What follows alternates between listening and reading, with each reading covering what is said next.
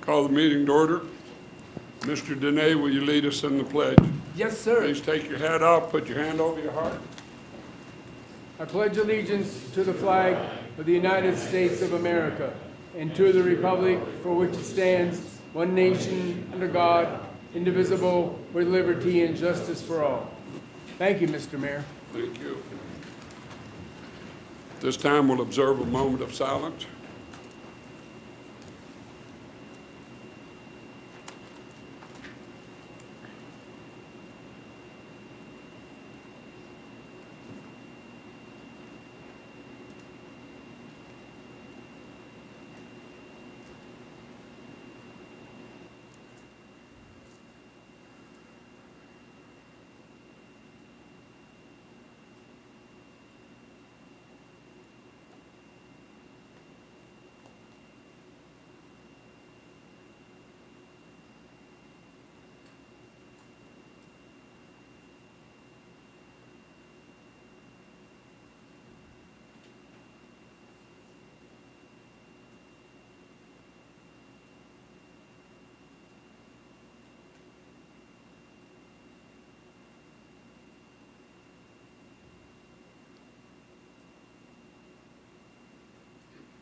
Madam Secretary, call the roll, please.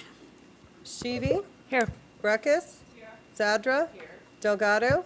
Dorch. Here. Jordan. Here. Cashel. Here. This time we'll open up the public comment section.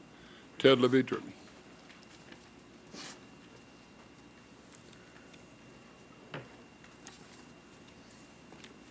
Ted Levatter, for the record. Excuse me, Ted. It's like sorry. have adder, Levatter. Levatter, So when you okay. call me up here, just say have adder, Levatter, and we'll get there. I'm sorry, Ted.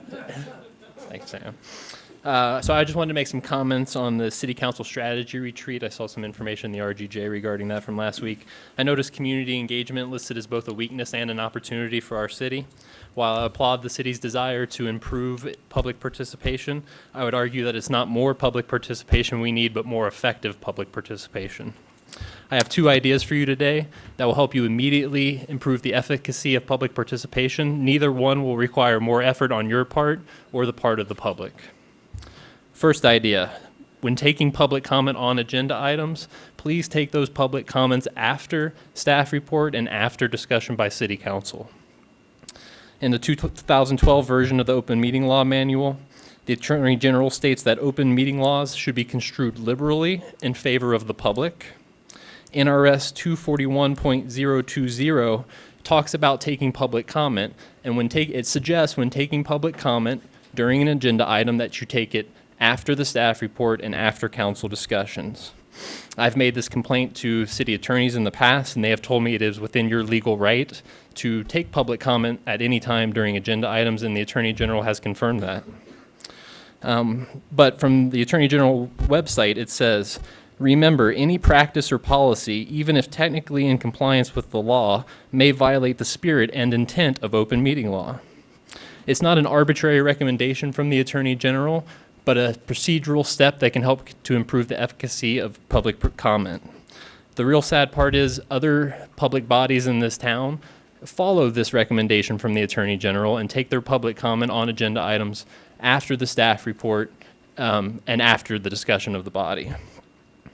Idea number two, honor the master plan. The master plan documents were created with substantial public process and embody the kind of public participation that is most effective, and that's upfront, proactive participation that allows the public to memorialize their desires to help future decision makers like yourselves guide their decisions. From page 2 of the policy plan, the city master plan goals and policies were originally prepared and adopted after significant public input and deliberations. The problem arises when you as decision makers and city staff as report makers do not honor and look closely at the provisions of the master plan. As our elected officials, we expect you to adhere consistently to the master plan. So what I would ask you to do is two things. One, on L1 today, set in a future agenda item to start taking public comment after staff report and after discussion by council. It's a rule change that you guys have to make, but it will help you be in compliance with the spirit of open meeting law. And two, please start immediately a public education campaign, not only for yourselves and for the other governing bodies that make decisions in this area, but for the public themselves. And to do that, we'll need to direct more resources to the communications department. This is a critical foundational element to public participation. Thank you for your time. Thank you. Jean Cardella?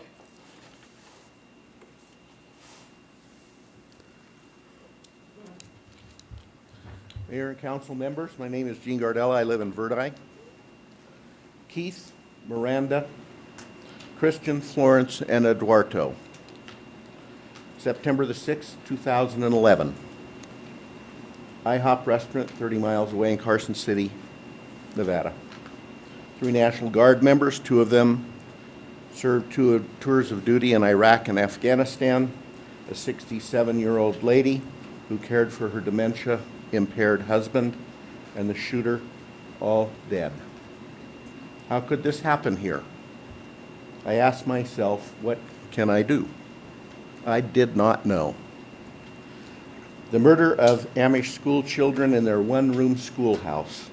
Anguish, sadness for the children, their families, and friends, and a hollow helplessness of this loss. Again, I asked myself, what can I do? I did not know. The NRA has built perhaps a daunting wall intended to prevent research and understanding, to intimidate those like you who are responsible at all levels of government to provide for the safety and security of their citizens. They have worked to build a belief that nothing can or should be done because if anything is done, it won't do any good and it will impinge on Second Amendment rights. What can I do? Nothing that I can think of. December 14th, 2012, Sandy Hook Elementary School. 26 and 7-year-old boys and girls killed, their bodies riddled with .223 NATO bullets. The principal, the school psychologist, 4 teachers murdered, giving their lives trying to save the children. A mother asleep in bed, and the killer, all dead. I asked the same question, what can I do? And the answer this time is something. I've read the letters and articles to the editor. I've listened to the president and the vice president. I've listened to gun-owning NRA members of Congress and the Senate. I've listened to Wayne LaPierre of the NRA. It is sadly becoming increasingly likely that little meaningful will pass through Congress. Something must be done. If something is to stop even one of these murders from being done, it must come from the ground up. My very first something on what I think will be a very long journey is to come back before you at these public comment sessions at each of your meetings and make my question, the one that I've asked myself every single day since December the 14th, 2012, what can I do? Make that your question. If I can help you make that your question, I will work with you to find compelling reasons why you believe that you must do something. I will help you believe that you can do something. I will suggest things that you can do, things that you may reduce the number of these mass murders, things that will reduce the number of people killed in these mass murders, things that will enable you to answer the question, what can I do? You're going to need to wrap it up. With another, the question is, what else can I do? Okay. Thank you. Thank you. Mark McKell?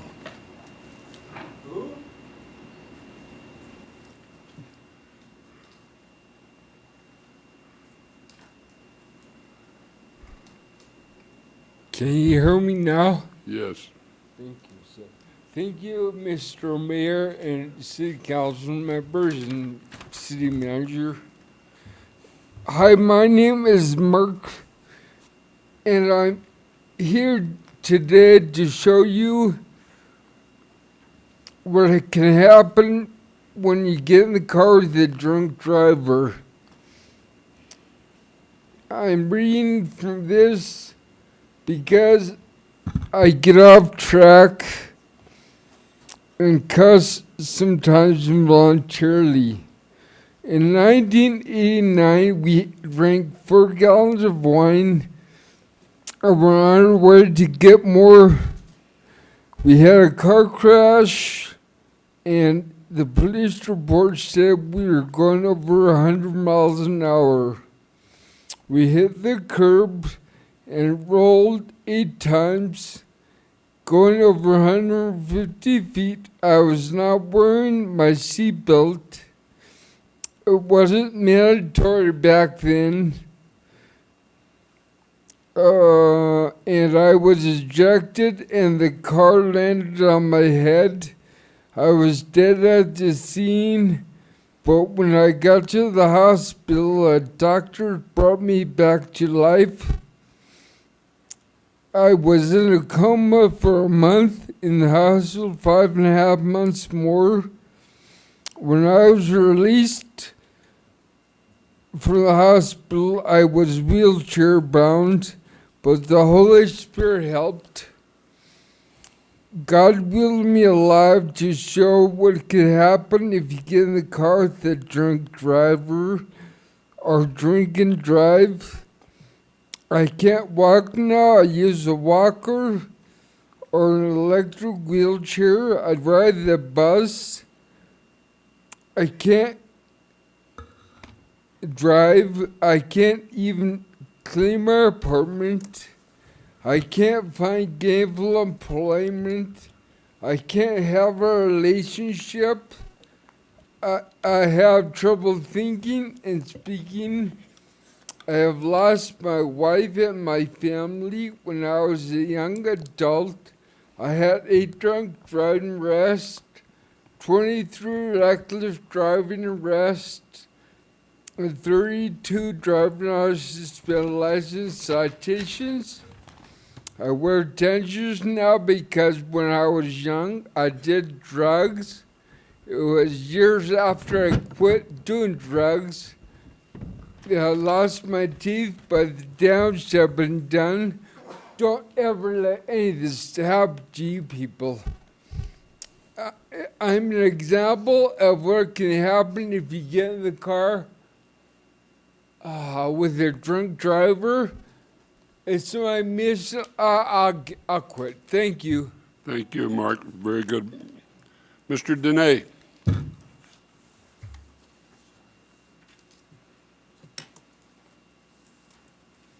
Sam Dene, the Encyclopedia of Reno Government.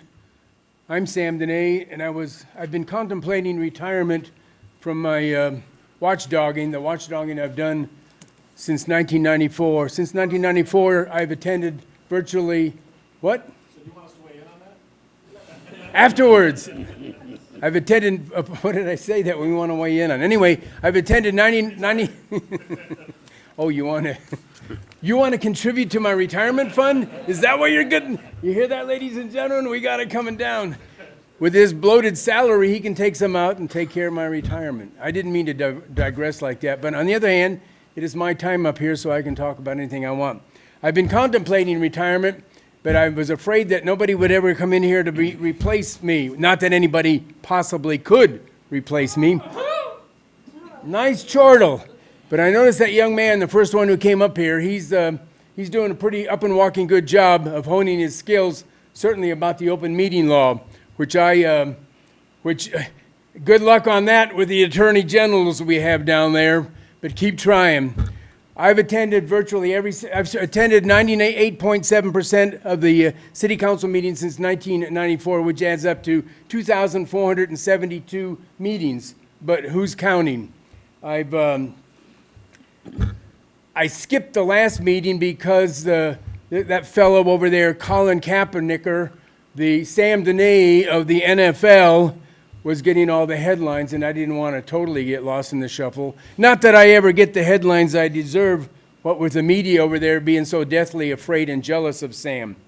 At any rate, I wanted to say something about the Reno Star. I won't say anything about the art decoration of the wall because I'm not particularly an artist like that. I kind of like it in a way, although I've heard some nasty things said about it. But one thing I really, really do like about it, I sent a picture of it to my classmates from the Air Force Academy, and it turns out that our class color is red. That's why I wear this red hat sometimes. And all of those fellows thought, Sam, you really got somewhere in Reno. You got them to dedicate a monument to the class of 1962 Air Force Academy, a red star. Anyway, in a few minutes, you're going to have a presentation from the, what is it called, the IBM Smarter Cities presentation. And I guess these folks over here who I haven't seen before, they're coming up here to make some presentation. But I want those folks to know that the city of Reno has arguably the smartest person who's ever been to a public comment podium. A person with the savoir-faire, sophistication, spunk, gumption, and moxie, and natural charisma that would make him the smartest man. Well, maybe not the smartest, but one of the smarter men in the city, that's for darn sure. And on top of all of those credentials that I have, I'm also very humble. So I'm glad they're presenting something to the city with the smartest watchdog. Thank you very much. Having no other public comment cards, I'll close the public comment section. Mr. City Manager. Thank you, Mr. Mayor. Just two quick announcements today. First, we now have the ability to accept online payments for our sewer customers. So just want to let folks out there know that they can receive their statements, their bills, and make their payments online. They can get to that through reno.gov/sewer bill. So they can go online and set up their account online.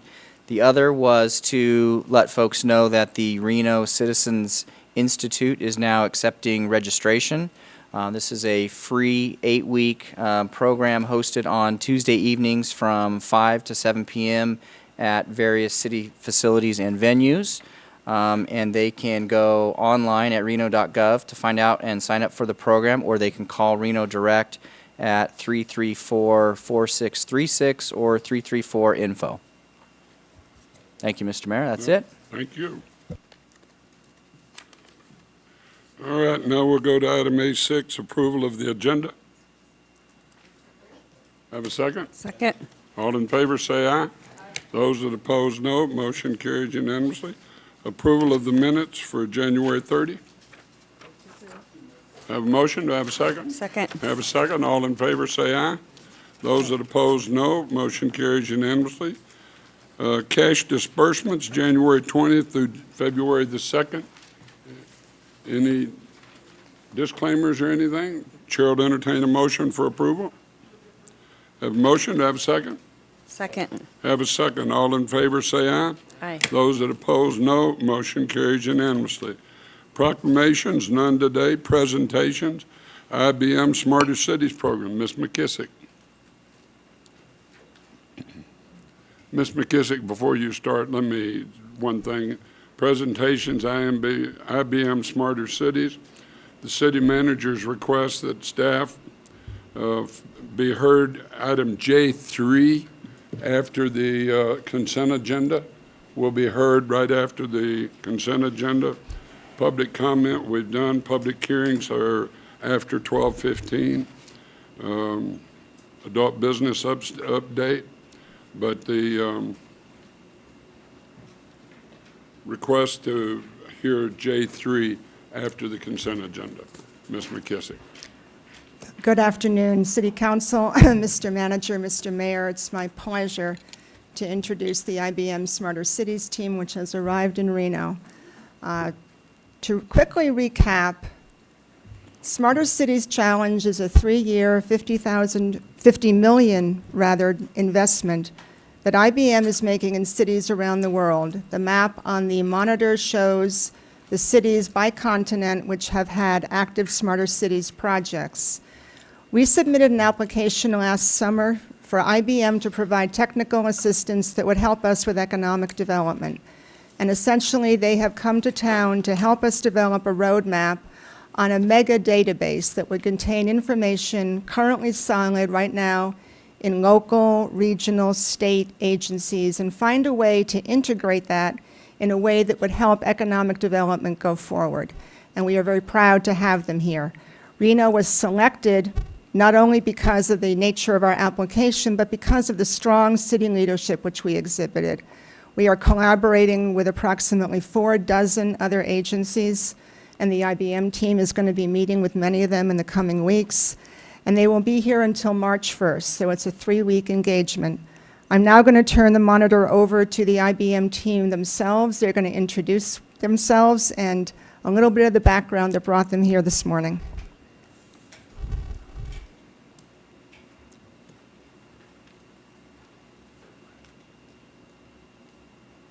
Good afternoon. Thank you very much for having us here. We are really very, very excited to spend the next 3 weeks with you away from our regular day jobs. I'm a partner in our strategy and transformation practice, which is the consulting arm of IBM. I wear 2 hats. I have 2 different roles. I'm the North America's Organizational Change Management Leader. I'm also the Public Sector Transformation Executive for Social Business and Mobile Technologies. My focus and my specialty is on the people side of change. What we have found through many studies over time is that only 30 to 40% of projects succeed and meet their original objectives. If you pay attention to the people side of change, you can actually bring your success rates up to 80%, which is pretty interesting. And the number 1 success criteria is strong leadership and strong program sponsorship, which, as you noticed in your selection criteria, was the number 1 thing that Maureen hit on. So as part of that, my real specialty is focusing on communications, training, knowledge transfer and management, culture change, which is a really big aspect of any change program, as well as stakeholder management. So I wanted to also hit on the fact I'm so thrilled to be here today, as I've spent the last 20 years working in federal government, as well as state and local government. My roots are actually with the Durham County government, in the Durham County Manager's Office, where I was a special assistant and a budget analyst back in 1997. So it's a really big honor to sit here today and go back and actually work with a local government, and I'm just really thrilled. So thank you very much, and with that, Massimo is going to come up and introduce himself.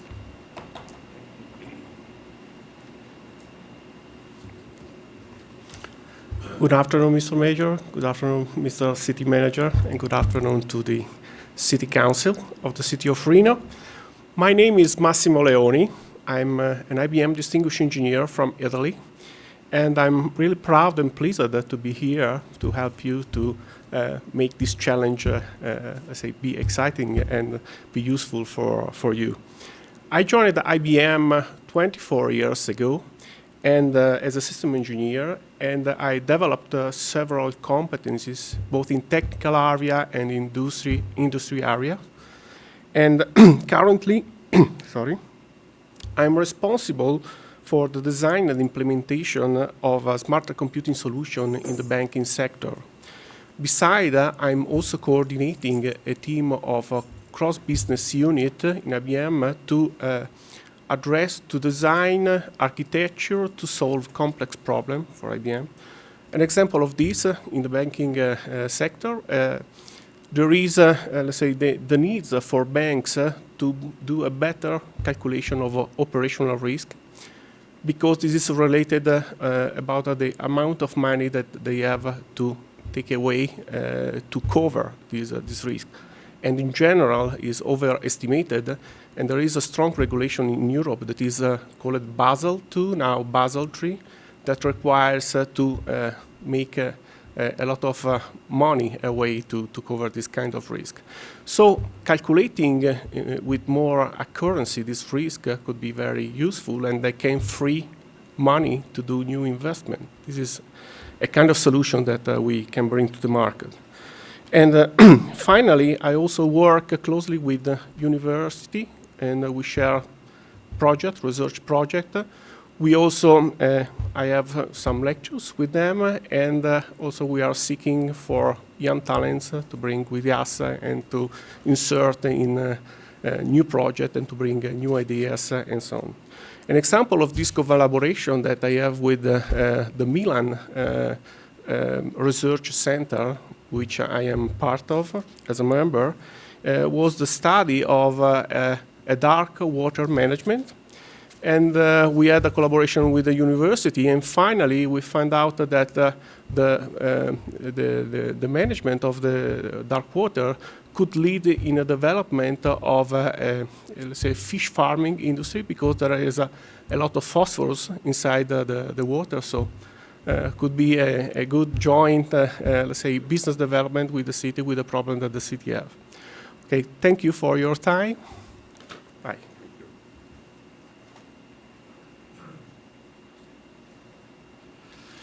Good afternoon. My name is Randy Kubik. I work for IBM in the IBM Research Center, TJ Watson Center, but I'm based out of Fort Worth, Texas. IBM Research currently has labs throughout the world, located in every continent of the world. And part of my role with IBM Research as a project manager is to help direct the Smarter Cities activities, leading the charge to bring new products and solutions to people in the world, solving problems, making cities smarter. These roles include areas such as smarter transportation, smarter weather, smarter energy. IBM really covers the full scope of all the smarter solutions that will be needed in the world in the future. Over my 28-year career with IBM, IBM has moved me throughout the entire country. And during those years, I've gotten involved and engaged in many homeowners associations, which has led me to positions which help manage budgets and actually work with City Council to solve problems for homeowners associations. And that's why I'm really proud to be here today in your wonderful city. It's absolutely gorgeous, and we're looking forward to really working with you, and thank you for your warmness and hospitality.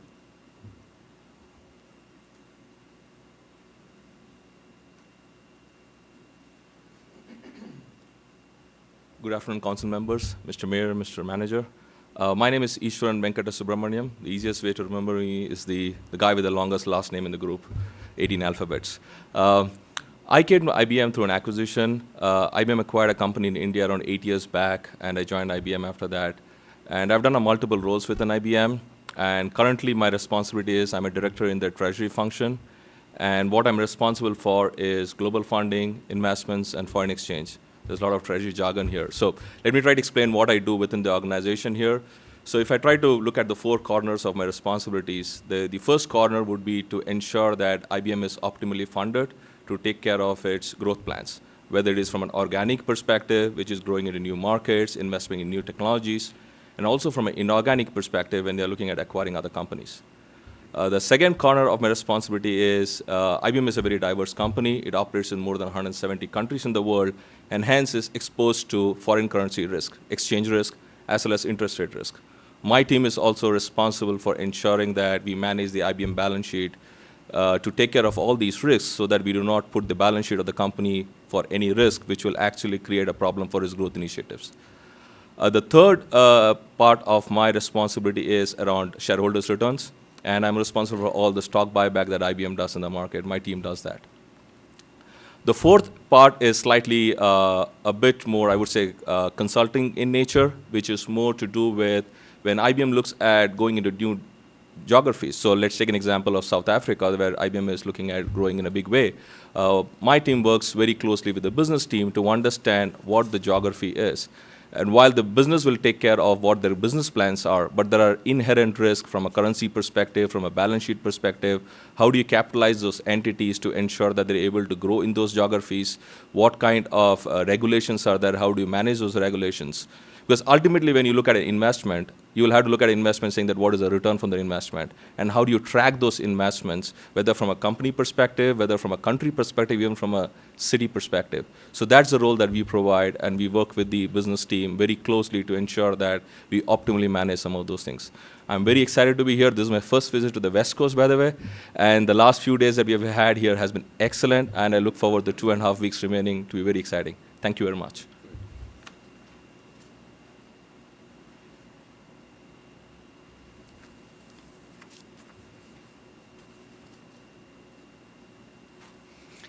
Good afternoon. My name is Alexey Ershov. I'm Director of Business Performance Services team at IBM. This is the team which makes IBM a smarter enterprise. IBM is a great company to work for, very well managed, but you can always do better. So we work on using business analytics to transform IBM, to make it even better company, make it a smarter enterprise. I have been doing analytics all my life. In previous life, I was a particle physicist. After that, worked in management consulting and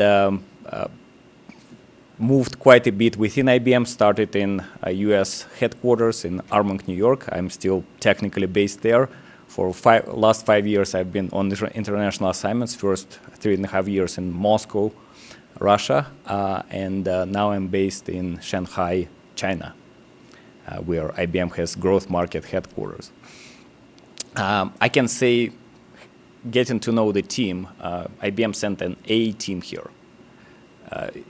The backgrounds you have heard are amazing, wealth of experience, diversity, people from all over the world. So it's going to be very successful engagement. Thank you very much.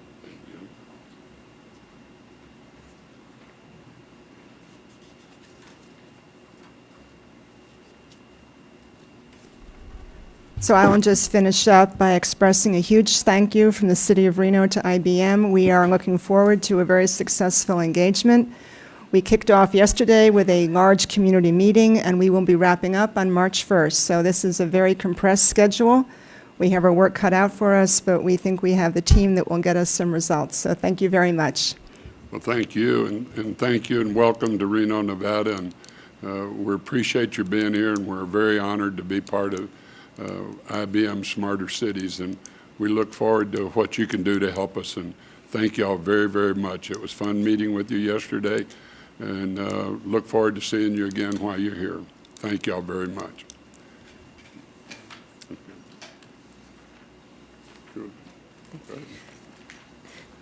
Go ahead. Maureen, I just wanted to let you guys know that I saw Maureen on Monday, and I believe you guys were coming in Monday? Was it Monday they were coming in? She looked like the proudest mama ever. So thank you so much for being here, and we're so excited. Do you think you could stay a little longer? Ms. Adrian. Mr. Mayor, I had the opportunity to visit with some of you yesterday. I didn't catch you all after that little function, but I really want to congratulate our community. When we met with some of your executives prior to receiving the grant, we assured them that we really have a community that is just so capable and prior experienced in working together on projects, but nothing to this caliber yet. So thank you so much. You brought us, wow, the A-team as you described, and I think we're giving you an A-team from our community to work with. So thank you for your efforts. We also need to thank you to Ms. Holland for really helping us put this together, and we really appreciate everything y'all have done and what she's done also. Thank you.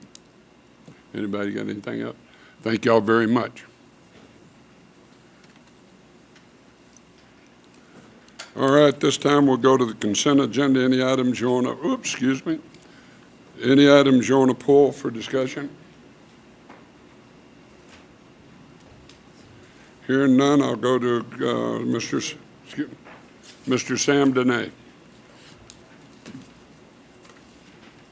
Sam Dene, the Encyclopedia of Reno Government, and I'm just kind of biding my time before I go to lunch with the governor. And so I've got a few minutes to mess around with. And what we have here is the consent agenda, ladies and gentlemen, out in TV land, and that's where they're going to vote on, in this case, about 15 items all at once, theoretically without any discussion. And there's a couple of things on here that should see the light of day. For instance, that item that I talked about a few minutes ago where they dedicated a red monument to Sam Dene's Air Force Academy class. Air Force Academy, 1962, class color is red. At any rate, 3 different people each donated $1,000 to that monument, that red monument down there in the south of town. Some people call it the Johnny Depp Memorial Eddie Scissorhands contraption. At any rate, that's all I wanted to say about that.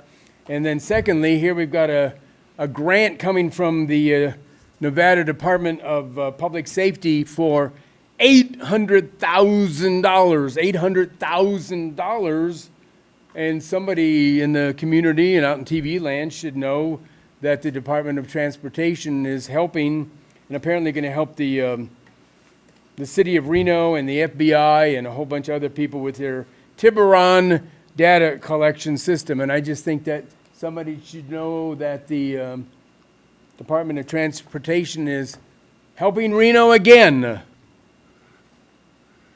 Okay, thank you very much. No other public comment. I'll close that section. Again, I'll ask anything you want to pull on the consent agenda for discussion. Chair will entertain a motion for approval of the consent agenda. Have a motion. Do I have a second? Second. All in favor say aye. Aye. Those that oppose, no. Motion carries unanimously.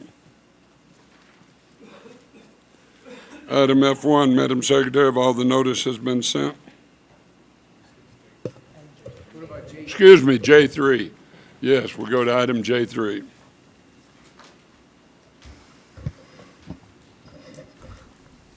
Good afternoon, Mr. Mayor, members of the council, Mr. Klinger. Mr. Mayor, thank you for adjusting the agenda to accommodate my schedule so that I can complete this and get back down to the very busy session that's going on down in Carson City. We have two legislative measures for council's consideration and potential direction today. And then in addition to that, some joint position statements that were forwarded by the League of Cities and the Association of Counties. So I'll begin with Assembly Bill 65. This is a bill that was brought forth by the Attorney General, and it does relate to the open meeting law. Enclosed in the staff report was a description of the bill and some areas of the bill that staff has identified as concerned, just really more to the practical application. We've been working with the Attorney General's office on some proposed amendments that would address those practical measures and would seek your direction to support the bill if those amendments are adopted. So if there's no questions on that one, have any other cities weighed in with their concerns too? Mr. Mayor, through you to Councilwoman Breckus, yes, there have been a number of local governments that have had concerns. Both Clark County and Washoe County testified in the first hearing on the bill as to their concerns that were very similar to ours. And I also believe that the city of Henderson had some concerns with the definition of deliberate as well. And so we are working with those local governments and the AG's office staff to address those concerns. Then if there's no further questions on that item, I will move on to Senate Joint Resolution number 3. This is really a policy issue, and so there is not a staff recommendation. We would ask that the council give their direction, and this joint resolution is for the Nevada legislature to claim sovereignty under the 10th Amendment of the Constitution of the United States over all powers not otherwise enumerated and granted to the federal government by the Constitution. This is sort of home rule for the state, if you will. And with that, would be pleased to answer any questions or allow the council to deliberate on this item as you see appropriate. Cadence, would this give us the opportunity, maybe not in this session, but future, to talk to the legislature about home rule for the municipalities? Thank you for the question, Councilwoman. I think it is in keeping with that same spirit that we've had that says, if the state law does not prohibit us from doing things, this is sort of a similar approach for them. And so support for this would be consistent with what we've asked for at the local level. Would there be an opportunity, actually I was teasing when I said if not this session, seriously what I meant was, would there be an opportunity for us to try and tie into this with another attempt at home rule? Absolutely, Councilwoman, and you may recall that at your last council meeting, you did approve support of NACO's bill on functional home rule, and certainly if you were to take a position of support on this joint resolution at the time that we testify on that NACO bill, we could point to this as consistency. Thank you. On this one, there's some good sponsors on here, people whose opinions I would respect on constitutional issues to the degree that I am, up to speed on U.S. constitutional issues. But I think our issue is really with the state, and I think for us as a city, that's where our issues are, our relationship with the state of Nevada, and to the degree that folks in the legislature want to, take a state position with the United States government and the constitutional issues, let's let them have a go at it, and let's take a back seat on that one. That would be my opinion.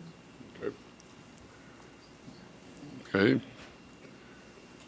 You want a motion to support?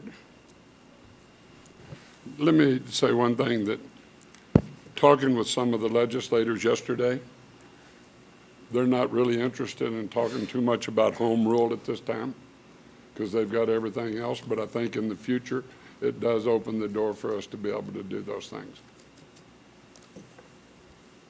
Move for support. Go ahead. Well, this isn't about home rule for cities. This is about the United States 10th Amendment, which maybe you could read the 10th Amendment to us for us to all have a refresher. Councilwoman, I don't have a copy of that in front of me right now. Okay, I think I'm bringing it up. I can go grab my iPad and get it if you'd like. The 10th Amendment is the one, it's powers not given to the federal government are reserved to the states. It's, in the Bill of Rights. And, that's great, but if Nevada wants to make a point and, about this interpretation of the U.S. Constitution, let's let the state do that. I mean, as a city and as sub-part of the state, why do we need to get in the mix of this and send staff down to track a bill that's, questionable anyway? I mean, how many other states have adopted resolutions of this nature? I don't have an answer for that question. I can look it up. Okay. But I don't think it hurts us to support this. That's right. I have a motion, a second. Any further discussion? All in favor say aye. Aye. Those that oppose, no. I'm opposed. So it's 6-1. Thank you, Mr. Mayor. I'll continue on. Included in your staff report is a packet of a number of, as I mentioned previously, joint position statements that are coming through the League of Cities and the Association of Counties. And Councilmember Breckus is your appointee to the League of Cities Board. And so if it's your pleasure and her pleasure that she would like to lead discussion on these items, I would be happy to defer to her. Or if it's the pleasure of the mayor, I can go through the items from the podium here. Ms. Breckus? I don't really have a whole lot of information or insight on this. I did go down and sit through a municipal league. I think that was joint with NACO hearing. And, some of these we've seen before. Some are kind of more broad position statements, global unfunded mandates, don't like them. Remote sales, tax the internet, want to do that. Nothing in here. There's something, this concept of functional rule is being thrown around. Cities in Nevada are always for home rule in any way they hope to get it. If they will get it someday, I don't know if that's going to happen. But I think I would be supportive of all these positions, but not, again, with the limited resources that we have, not feel that we need to be the standard bearers for a lot of these issues. That's why we're members of the Municipal League. Do you have anything else to add? Mr. Mayor, thank you. With your permission, I would echo the recommendations that Councilwoman Breckus has, with one exception. The third policy statement that's contained that has to do with authority of local governments regarding activities on public lands. I do have some concerns about the application of that. As the council members may recall, there have recently been some discussions between a local government and the BLM regarding use of public lands for Burning Man. And this resolution would indicate a support that could potentially have some detrimental effects on Burning Man, knowing that that event has significant positive economic impact to not just the county where the event takes place, but to Reno and our region. I might suggest that you want to contemplate this one a little further, perhaps have some dialogue amongst the council members, but I wouldn't necessarily recommend that we take a position of opposition, but perhaps have some additional dialogue with the members of the league as to the breadth and scope of this particular item. Mr. Dortch. Is this resolution a direct shot at Burning Man? Or is that just because? Councilman Dortch, I think it will be seen that way. That's my fear. You know, this concept's been around for so long. It's part of the, and I've worked in a very rural state for a rural city. This is part of the, you know, it's more of a rural issue, the role of local authority in counties that have a lot of publicly held land, federal land, which we don't, you know. Obviously, they're in Washoe County. But this is a standard sort of thing that a lot of western counties want to be able to have some authority over federal land, which they don't really have. So, again, not our battle, I really feel. I don't think, you know, opposing it or a strong support is a big issue, but I don't really see it's our issue. Mr. Mayor, you certainly have the option of taking a neutral position on the bill. No. My question is, it says it's not been introduced yet. Who is going to introduce it? Thank you for the question, Councilwoman. These actually aren't bills. They're position statements, very similar to the legislative guiding principles that this body adopted for your staff as we're interfacing with legislators and our colleagues down in Carson City. These serve as policy statements for the league staff and NACO staff when they are analyzing and making testimony on behalf of the league and NACO.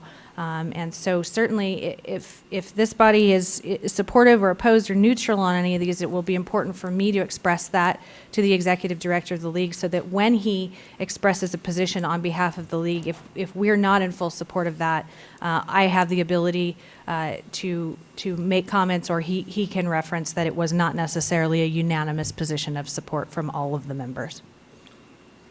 Mr. Mayor? Yes, Ms. Zadra. Cadence, do you either have at your reference or perhaps recall the economic impact that has actually been identified, studied? I even think Bonifant from the Business Center has produced that kind of numbers. The impact of the flights that come in internationally at the airport. There's a figure that's been quoted each year after Burning Man in particular. I'm sorry, I should have made reference to that. Of the economic impact it has to us here in Washoe County. Do you recall that or have quick reference I apologize, to it? Councilwoman. I'm not recalling the exact number. I was looking to see if perhaps Christine Fay, our Arts and Culture Manager, was still here, because I know that she's great about having those numbers available, but I don't. I could certainly get that and get back to the council members with that information. Not remembering the exact amount, I know that it was a significant impact. Yeah. It was in the 30s, I think, million. Is anyone else? It was significant, is true. Is this going to take immediate action? Could we actually receive that information from you, either via email or memo, even perhaps later today, if that could be pulled forward, so that if it's going to have some immediate action, we have that information and can assess it in our determination of support.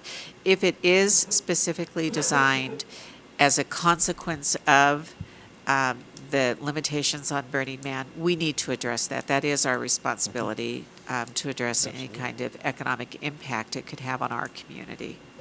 Would that be possible? Absolutely, Councilwoman. Yes, if if you'll allow me, I can go. You can continue in your agenda, and I could go obtain that information and bring it back to you in short order for you to make that determination. Mr. Dortch.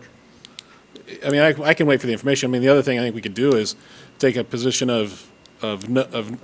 take no position with the concerns that have been brought up, and that's the reason. I'll tell you. But if this is a shot at Burning Man, I think I would take a position opposed to it. Well, this Burning Man is very economical for this city and for this county. A lot of people spend an awful lot of money in this place. 30,000 people. They spend a ton of money when they come through here, and I think that if this is going to affect that, we need to oppose it. Ms. Brackus. I think the issue's being confused up here. I don't think the reference to Burning Man is really on spot. I think this is an effort by counties, and it's an effort, typically counties, across the West, to have authority on federal lands. So to the degree that that is the idea, if Washoe County has a role in permitting Burning Man, this would be consistent with their goal of having their regulatory authority over Burning Man. So it's actually a position of support would help local authorities in empowering them to be involved in the process. So that's how that interpretation would be, from my background. But I don't see it really about Burning Man. I think it's more about one of local control versus federal land and use of federal land. But the adjoining county might have a different view of that. The county might want to put a lot of restrictions on it that would be detrimental to our county. Well, has Washoe County... have you talked to your counterparts of Washoe County about this bill in the context of Burning Man? Not a bill. Or statement? Again, yes, these are, I want to clarify, these are not bills, they are policy statements. And I have not discussed these in depth with them, as you may recall. These came through from the league staff midweek last week, and each of the staff representatives from local governments are, to the best of their ability, taking these back to their policymakers. I'm not certain if Washoe County's had an opportunity to do that yet. And so, no, I have not yet discussed this with them. Certainly, if it's your direction to take a position that's consistent with Washoe County, we can do so. Okay, Chair will entertain a motion. Mr. Mayor? Yes. I think that I absolutely respect the insight and dealings that our representative in Carson City, who has, that's why we send our staff and our contracted team to be down there representing us, learning the nuances of each of these bills. If it really is that there will be an immediate consequence to Burning Man and the economic impact that that brings to our community, we need to recognize that. And if we're in agreement that we all know it's significant and don't know that exact figure, otherwise, if there's any furthering discomfort, we can get that number and take our vote in 20 minutes. Could we stay neutral at this time? Certainly, Mr. Mayor, if that's at the discretion of this body. If you feel that a neutral position, given, as Councilwoman Breck has said, the limited amount of public lands that are within this county, and certainly that the city would have any legislative interest in, a neutral position would most certainly be appropriate.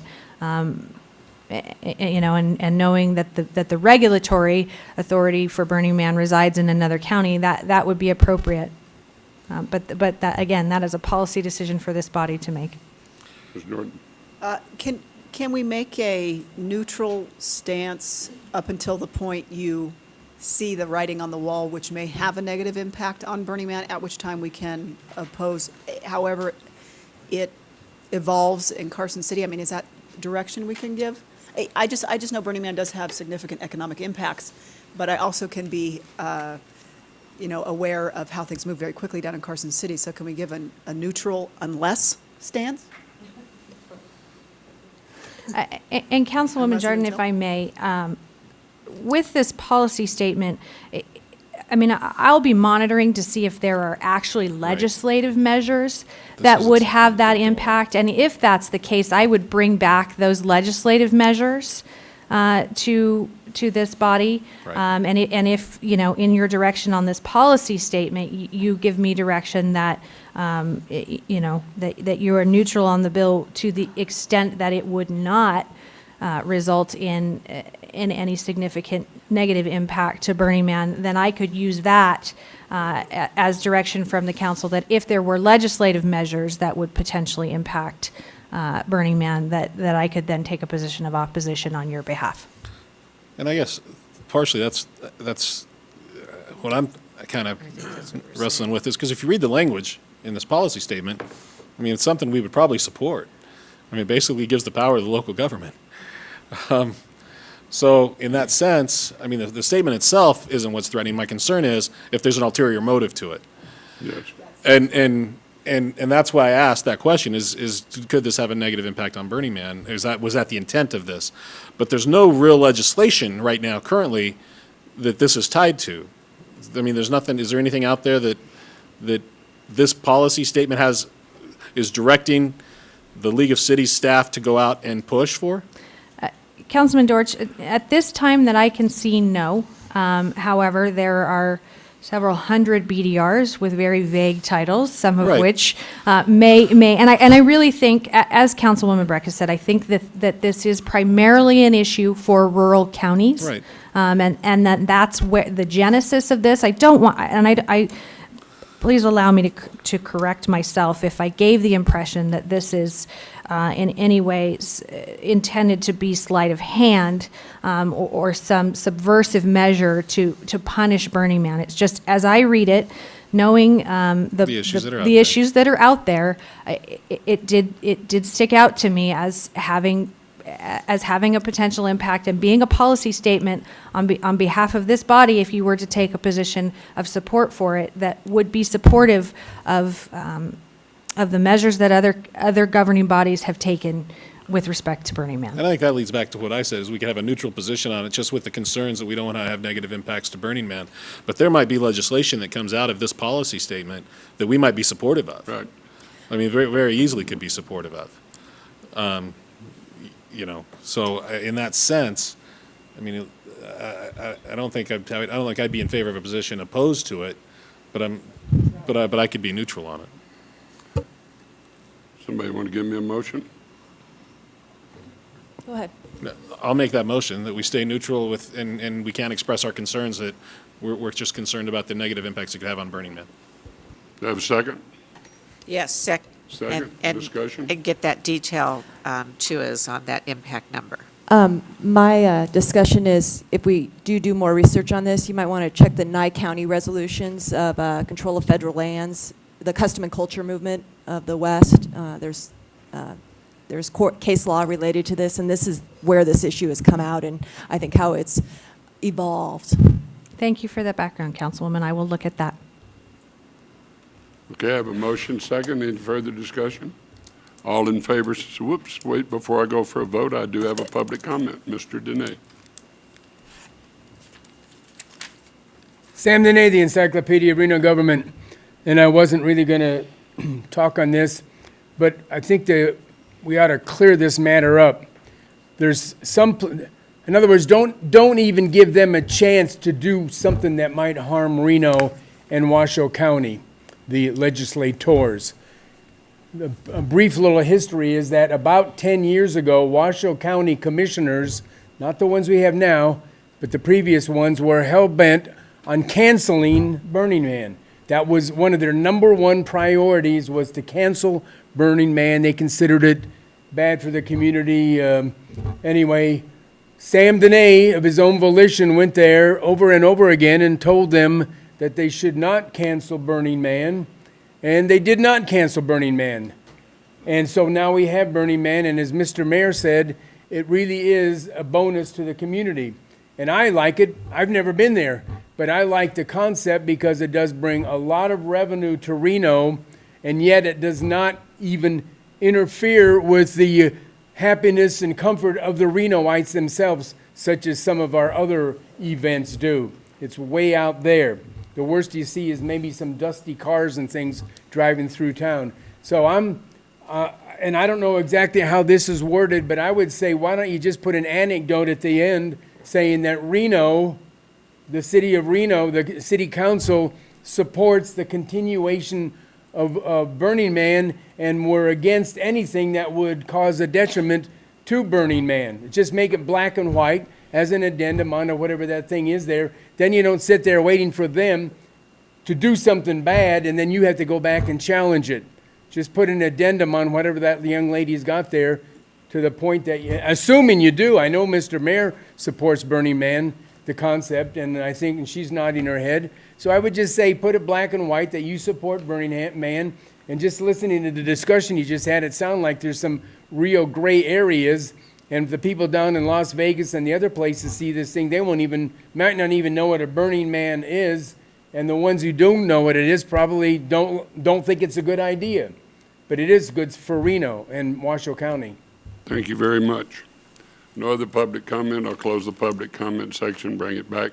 I have a motion and a second. Any further discussion? All in favor say aye. Aye. Those that oppose, no. Ms. Matisevich, are you finished? Yes, sir. If I you're just finished butchered with your me, name. It's quite all right. I'm used to But it. you didn't expect anything else from me. I want to didn't. congratulate you and your staff and the consultant we hired. For the first time after 20 years, almost 20 years of my being involved with the Nevada legislature, we have legislators that come to the city of Reno asking their opinion. Before, they never cared. And thanks to you and your team you put together, the group that we worked at the last session, y'all built a real confidence in people that when you say something, you mean it, you understand it, and you don't BS them. And I want to congratulate you because you've been the lead dog in this whole thing, and you've done a great job with it. And with the young staff that you're putting together, I think for the first time ever that I've been involved as Lieutenant Governor, Chairman of the Board of Regents, or the Mayor of this city, I've never seen legislators come ask us where we were, what we were doing, or anything. So I just personally want to congratulate you. It was fun being there yesterday. I don't understand why the mayor has to be there at 8 o'clock in the morning, but you can show me that later where it is in the bylaws that I have to be there. But then I had legislators come up and congratulate me for having the staff that we have there, and I wanted to thank you for that. Thank you, Mr. Mayor. It's my privilege to serve this council and our community. Thank you very much. Anything else? Did we take a position on AB 65? I knew we did SJR 3, but I don't think we did AB 65, did we? Yeah, we did. If there's question, it's probably best to do it for the record. Yeah, because I think we did SJR 3, but I don't think we did AB 65. Okay. I'm getting the nods from the clerk and other staff that there was not a formal motion taken on AB 65. Okay, so I'll make a motion that we support staff's recommendation on AB 65. Do I have a second? Second. All in favor, discussion? All in favor, say aye. Aye. Those that oppose, no. Motion carries unanimously. Is that all you needed, Cadence? Was that the only Yes. one you needed on? Yes, sir. Okay. You know what, Mr. Mayor, I do have a question about AB 9, our charter bill. It says that Section 6 provides that the mayor or council members may not hold any other employment with a political subdivision of the state of Nevada. Does that mean teachers, public school teachers, are excluded from sitting on this board? No, ma'am. If you read the remainder of that statement, it says that you may not be an employee of a political subdivision, that you, through your duties as the mayor or council, may be appointed to serve as a member of the board or commission that advises or governs that political subdivision. So something like TUMWA or RTC, where perhaps you would be appointed to serve as a member of the governing body that would set salaries or have other policy direction that may be a conflict of interest. So individuals who are employed by RTC, TUMWA, maybe the Reno Housing Authority, RSCVA. RCVA. Correct. Is it just those four? Gosh, I mean, I'd hate to say it's just those four. And forgive me, I'm looking at the attorney staff and perhaps if we look at your agenda, that would include all of the various bodies to which the members of this council may be appointed to. It would be any of those bodies. But to your question about the school board, no, you would not. This body does not appoint members to the school board, and so that conflict would not exist. Okay. But you can't go to work for the school board. There are provisions that would prevent you from holding more than one elected office at a time, Mr. Mayor, yes. Could someone run who is an employee and then, if they are seated in this position, then give up that employment? Would it? Councilwoman, yes, I believe so. I don't believe there's anything in the charter that would prohibit them from seeking that office, but if they were to be successful in being elected to office, they would either need to, they would need to give up their employment. Now, the United, I forget the whole name, that Supreme Court decision about, it's mostly about campaign finance, but it was also about speech and rights. Is this within the context of that? I mean, is it running for and holding office an expression of an individual right? And is this kind of a bridling of that, a right of that nature? Councilwoman, I don't see it that way, no. I think it's intended to address inherent conflicts that would arise from a member of this body being in a position where they could influence the pay and benefits that they would receive as an employee. And I believe that there are provisions within law that allow for limitation to address those conflicts of interest. And certainly if your city attorney would like to add anything, I would give the floor to him. What we can do is the Citizens United case, we can go take a look at that and compare it to what is being offered in the charter, and we can report back to you if that's what you would like. Because this is a new provision in our charter, right? That's what I understand. It's being presented to the legislature for approval. Do other cities have restrictions of this nature? They do. Because, I mean, I could see a scenario where, someone could sit on this body and never sit on the board of one of these other bodies. And so the relationship is very arm's length. I'm just curious. I hadn't thought about it, but we can. I know there's like other federal law, like the Hatch Act and things. So we can maybe get you a kind of a blow-by-blow summary of potentially what laws might be implicated in this. And if I may, Mr. Mayor, during the discussion that was held on this item, as your Citizens Charter Review Committee reviewed these provisions, the City Attorney's Office did look at those conditions and considerations. There was discussion, and this body may remember that actually this particular provision, when it came back to the council, sent it back to the committee for further clarification and review. So I know that Ms. Chase did look at those things, and she can probably, upon her return to the office, provide additional information in a fairly quick manner. If I could speak to that, I'm John Cadlick, the city attorney. Unfortunately, Ms. Chase is sick today, and she was the person who sat as counsel to the Charter Review Committee, which proposed these amendments to the charter, and she is probably the best person in position to be able to discuss with you the manifestations of the various aspects that were recommended by the Charter Review Committee. And so if you want to put this on you're going to have another legislative meeting every time you have a meeting of this council through the end of the legislative session. I'm hoping that Ms. Chase is not going to be sick enough that she won't be back here on the 27th, and I will prep her that is a question that you have, and that she can answer it even perhaps beforehand, but if not, she'll be prepared on the 27th to answer that question for you. Thank you, Mr. Attorney. I mean, it was a turnover of our terms up here, too, because the Charter Committee work went on, and then it was put in as a VDR, and then we all sat anew on it. So that's why I think these questions are coming up. Fine, and I understand that, and we will be prepared to address that on the 27th or sooner. Thank you.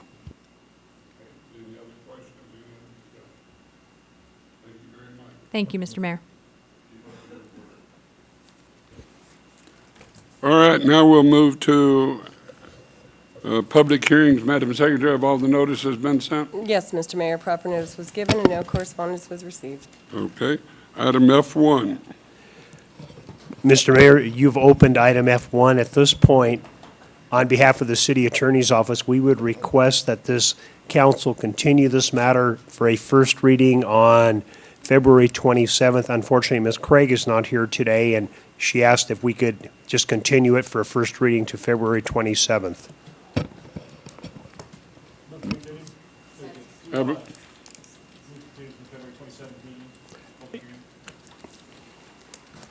Have a motion and second. Any further discussion? All in favor say aye. Aye. Those that oppose, no. I would recommend that you keep your staff report so we don't kill about 6 more trees. So they put it together. So instead of throwing it away, please keep your staff report. At this time, we'll go to ordinance introductions. Item G1. Which is ordinance number 6276, an ordinance to amend the Reno Municipal Code, Title 18, Annexation and Land Development, Chapter 18.16, signs to add a new section 18.16.1500, moratorium on conversion of static billboards to digital billboards and other matters properly relating thereto. Okay, do I have a motion? Do I have a second? Second. I have a second. Any discussion? All in favor say aye. Aye. Those that oppose, no. Motion carries unanimously. Item G2. Which is ordinance number 6277, an ordinance to amend Reno Municipal Code, Title 18, Annexation and Land Development, Chapter 18.24, Rules of Measurement and Definitions, Section 18.24.203.4576, subsection 23, off-premises advertising display, to delete the following sentence: any display which is composed of at least 80% of on-premises display is an on-premises sign and other matters properly relating thereto. Yes. You know, I do have a question for staff on this. I know we're deleting this sentence, but does this definitional nature related to copy, still remain in the ordinances? And is it content neutral? I mean, it seems like if you're specifying, content that is advertising, 80% of its message is advertising, this is not content neutral. Claudia Hansen, Planning and Engineering Manager. That's exactly the reason we're recommending to have that removed. Okay, so what are the new definitions then for an off-premise versus an on-premise sign? That would be attached to the ordinance in front of you. It's just removing that last sentence. Yeah. Oops.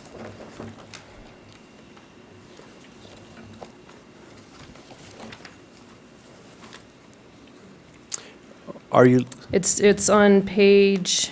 It's sub 23. Yes, sub 23. So just with that sentence removed, I don't think you want me to read that whole definition, but it's before you in the ordinance, number 23. The rest of it remains. Okay, so it has the more general phrase, which is not principally sold, available, or otherwise provided on the premises on which the display is located. Correct. So that's off-premise, and then on-premise would probably just say, which is principally sold. So we haven't quantified, we've loosened up. Correct. And we're all comfortable with that? Yes. Okay. This gets us more comfortable with it by removing the statement. Having seen how much litigation there is on signage going on right now, I understand, so thanks. Chair will entertain a motion. Have a motion. Do I have a second? I have a second. All in favor say aye. Aye. Those that oppose, no. Motion carries unanimously. Item G3.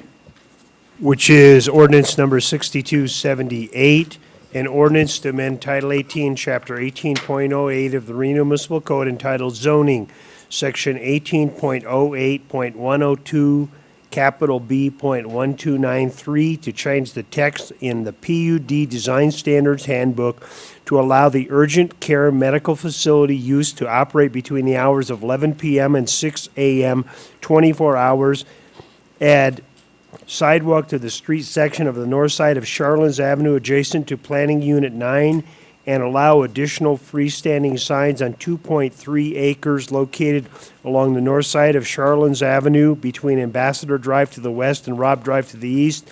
The entire 123.2 acre PUD is bounded by Mayan to the west, I-80 to the south, and extends 1,275 feet east of the Robb Drive I-80 intersection in the PUD Plan Unit Development Charlins Zone, together with other matters properly relating thereto. Chair will entertain a motion. I'll move to adopt. Okay, have a motion. Do I have a second? Second. I have a second. All in favor say aye. Those that oppose, no. Motion carries unanimously. Item G4. Which is ordinance number 6279, an ordinance to amend Title 18, Chapter 18.08 of the Reno Municipal Code entitled Zoning, Section 18.08.102, capital B1295, to change the text in the PUD Development Design Standards to amend the zoning from MF21 multifamily 21 units per acre to PUD planned unit development on 1 acre and amend the South Meadows Phase 3 PUD to add 1 acre to Planning Unit L. The 1 acre site is located on the north side of South Meadows Parkway, 675 feet east of its intersection with Double R Boulevard in a PUD planned unit development zone, which would become a part of the 669 acre South Meadows Phase 3 PUD located in the area bounded by Double R Boulevard and US 395 to the west, Damani Ranch Parkway to the south, and the Damani Ranch and Bella Vista PUDs to the east, together with other matters properly relating thereto. Have a motion, do I have a second? Have a second, all in favor say aye. Aye. Those that oppose, no. Motion carries unanimously. Item G6. G5. G5, excuse me. Okay, and which is ordinance number 6280, an ordinance to amend Title 18, Chapter 18.08 of the Reno Municipal Code entitled Zoning, rezoning a .59 acre site located 170 feet west and 280 feet south of the intersection of Mayberry Drive and Hunter Lake Drive at 1460 Mayberry Drive and 1165 Hunter Lake Drive from MF 14 multifamily 14 units per acre to NC neighborhood commercial on 2 parcels, together with other matters properly relating thereto. Move to adopt. Have a motion, do I have a second? Have a second, all in favor say aye.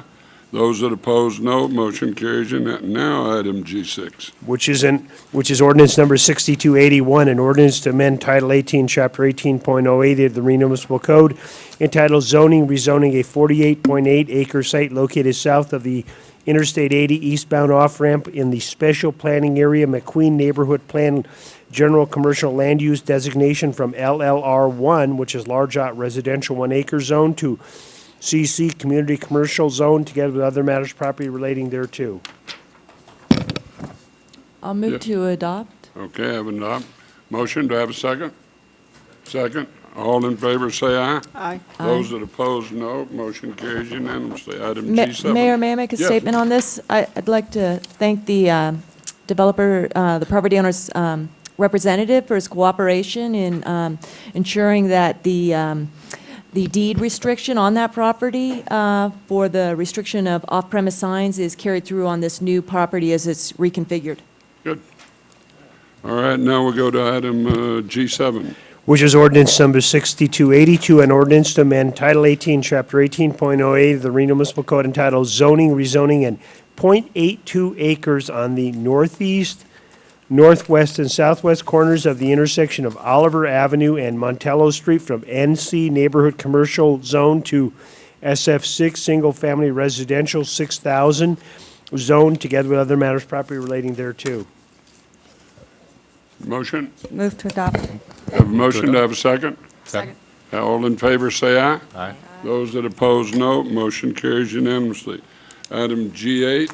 Which is the final ordinance I'm going to read for the day, which is ordinance number 6283, an ordinance to amend Title 18, Chapter 18.08 of the Reno Municipal Code entitled Zoning, Section 18.08, 102, Small b, 1294, to change the text in the PUD Development Design Standards to amend the zoning to modify the Sky Vista PUD planned unit development to allow for development of 338 single-family condominium units on a site that was previously identified for a school and has since been reverted to an open space land use designation within the PUD, and to modify the PUD to reflect an increase in allowed residential units from 1,948 to 2,286, and other matters properly related thereto, located north of the intersection of Silver Sky Parkway and Silver Desert Way in a PUD plan unit development zone, together with other matters properly relating Okay, before we go to a motion, John Toth, resident of Sky Vista, copies of presentation have been delivered to the mayor and council and Mr. Klinger. A.B. Guess, council has heard our appeals. Is Mr. Guess here? You wish to speak? Okay. Council has heard our appeals, legal and personal. It is in your hands. Do the right thing for the future of our planned community. Oppose this amendment. Lynette Gardner. Lynette Gardner, she's in opposition. Angela Fuss. Thank you, Mr. Mayor, members of the council. For the record, Angela Foos with CFA representing the applicant. I do want to state a few things for the record. Just to recap, this is a zoning map amendment, and PUD is a zoning designation. This is the third PUD zoning map on the agenda today. So amendments to the PUD are common. To take you back to 1994, when this PUD was initially approved, that was almost 20 years ago, the site in question was dedicated to the school district for 2 school sites. They had a contract, they had a time limit, at which point if they did not build a school within those specifications, the property would revert back to the developer. October of last year, this property reverted back to the developer. So per the PUD handbook, it became open space. I just want to mention that this was not identified as open space in the City of Reno master plan or as part of the City of Reno green space or open space plan. This was not identified as open space in any of the open space calculations within the handbook. There are several NRS findings that were brought up at the last hearing. Specifically, I want to address NRS 278A 410 A, B, and C. Item A is this project consistent with development within the existing planned unit development? Again, this is a single-family development adjacent to single-family development. The density is consistent with what has already been approved in the Sky Vista planned unit development. Item B, does the project negatively impact adjacent lands? Specifically, this area has been vacant for the last 19 years, and everything around it has developed. It's become a public nuisance. So by leaving it, you're actually creating more of a problem than you would be developing it. Everything is single story. That's taking into consideration the concerns of the adjacent neighbors. We also have large setbacks and ample perimeter landscaping. Again, it does not negatively impact anyone around us. And finally, C, does this grant a private benefit? Again, when you look at any PUD, and you have to make this finding, does it grant a private benefit? That's up to whoever's representing that project. This project specifically, I believe, does not benefit just the private, but everybody within the community. One, because we are getting rid of a public nuisance. Two, the folks that live within Sky Vista Homeowners Association will be getting additional fees generated as part of the HOA dues. However, there's no additional cost to them because everything is privately maintained. We're also downing the overhead power lines. They're unsightly. With development of this project, they'll be underground. We're continuing the development of the storm drain system. That would have taken place if 2 schools were developed. However, nothing was ever developed. So now it's just vacant and it's become a problem. So there's multiple reasons why this is not just a public benefit, not a private benefit, but it's actually a public benefit. Thank you. Thank you very much. Having no other Mr. Mayor, public- can I ask Angela a question real Sure quick? you can. Angela, just a real quick question that came up. Where's the existing open space, and how does it meet the requirements in section 4.1 of the handbook? Yeah, so there, within the 582 acres, and that's everything within this planned unit development, there's 166 acres of open space. That's about 28% of the entire project. That does not count the 80 acres that was dedicated to Washoe County, what's now the North Valleys Regional Park. We have trail systems, we have pocket parks. There's about 8 pocket parks spread throughout the whole entire development. The section you're referring to is in the handbook. If we could get that up. This is section 4.1 related to where open space should go within the Sky Vista planned unit development. As you can see, the areas that I've underlined, areas that are natural features, drainage ways, wetlands. There are a number of natural drainage ways within the Sky Vista Homeowners Association. And you can actually see where they've been left as open space. For instance, these areas here, these areas here. So typically, that's where open space would go. We also want to make sure that's interspersed throughout the entire planned unit development. That's been taken care of. This entire frontage along Silver Sky Parkway will be landscaped and open space. And again, it's privately maintained open space. We also have a 1-mile trail system that is incorporated throughout the development. So everything that's required for this section of the handbook has been provided. We have about 4.8 acres of open space that's part of this project. Again, if you had 2 schools, at one time I saw that they were looking at, I think it was 3.4 acres of open space. that would have come with 2 schools. So we actually have more open space than would have been provided with 2 schools. Any other questions? No, I saw Mr. Dorff. I did see Mr. Toth walked in. I didn't know if, did he ask to speak in his, or is he just? No. Yes, he did. Will you come on up? I'll open it for you and let you speak. Mayor Cashel, City Council members, and Mr. Klinger, glad to see you this afternoon. At the beginning of this, about a month and a half ago, I said I would trust the process. And here we are. You're getting ready to go ahead and make a decision of this. And I actually thought to myself, should I really get up and do this again? And I was inspired by the thought of, especially today when we did the Pledge of Allegiance, of a minority of folks back a couple hundred years ago who basically had their voice heard. And it had not been for them, we might be pledging allegiance to a different flag and we might be speaking a different form of English. So I decided to go ahead and complete the process with you. And so in the packet that I left earlier with my public comment form, along with one of these patriots, you know, I went ahead and I said, okay, how would Ben Franklin look at this, and how would Ben Franklin maybe try to present this? So here's my version of the Ben Franklin document matrix, decision-making matrix. No question we want to do something with the attractive nuisance. No question about that. So I clearly see that as a benefit to the community. Benefit of the community with the jobs that would be created. No question about that. There's benefit to the city with taking care of the attractive nuisance and with the added tax base. There's benefit to the HOA with additional monthly fees. All those we definitely support. What the basic issue for me that I've done the best I can to communicate to all you is why this density, why here, and I know it's further along in the process. It would have been helpful, more helpful to be involved earlier in this process. The one concession that the developer has made is the developer has made the concession of not proposing any duets, okay, or any second-story facilities. What I've also done on this matrix that you have in front of me is I've taken a look at how this really fits in with the policies for the PUD.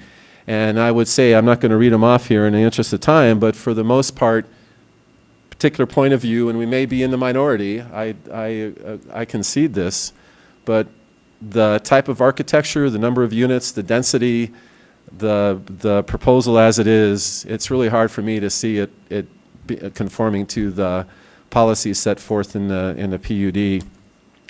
So what might be something to consider as an alternative? I took a quick shot at what Angela and the developer have presented, and so this is the 6-unit where if we just went ahead and took where the elevation breaks are on this and created some exterior walls and put in some easement, you know, we could end up turning this into a project of fourplexes and triplexes.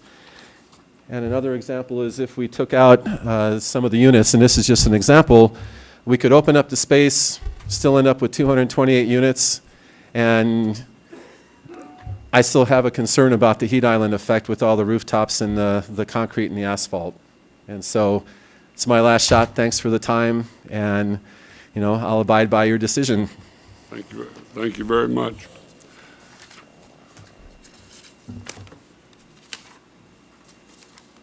Mr. Guest, do you have anything you want to say before we go to? Okay, thank you very much. I'll close the public comment section, bring it back to the table for discussion. Mr. Dorch. Yeah, thank you, Mr. Mayor. And as I stated in our prior meeting when we heard this as a public hearing, I can make the findings in this, and I specifically want to, you know, say that it is. I do believe it's consistent with the efficient development and preservation of the entire PUD.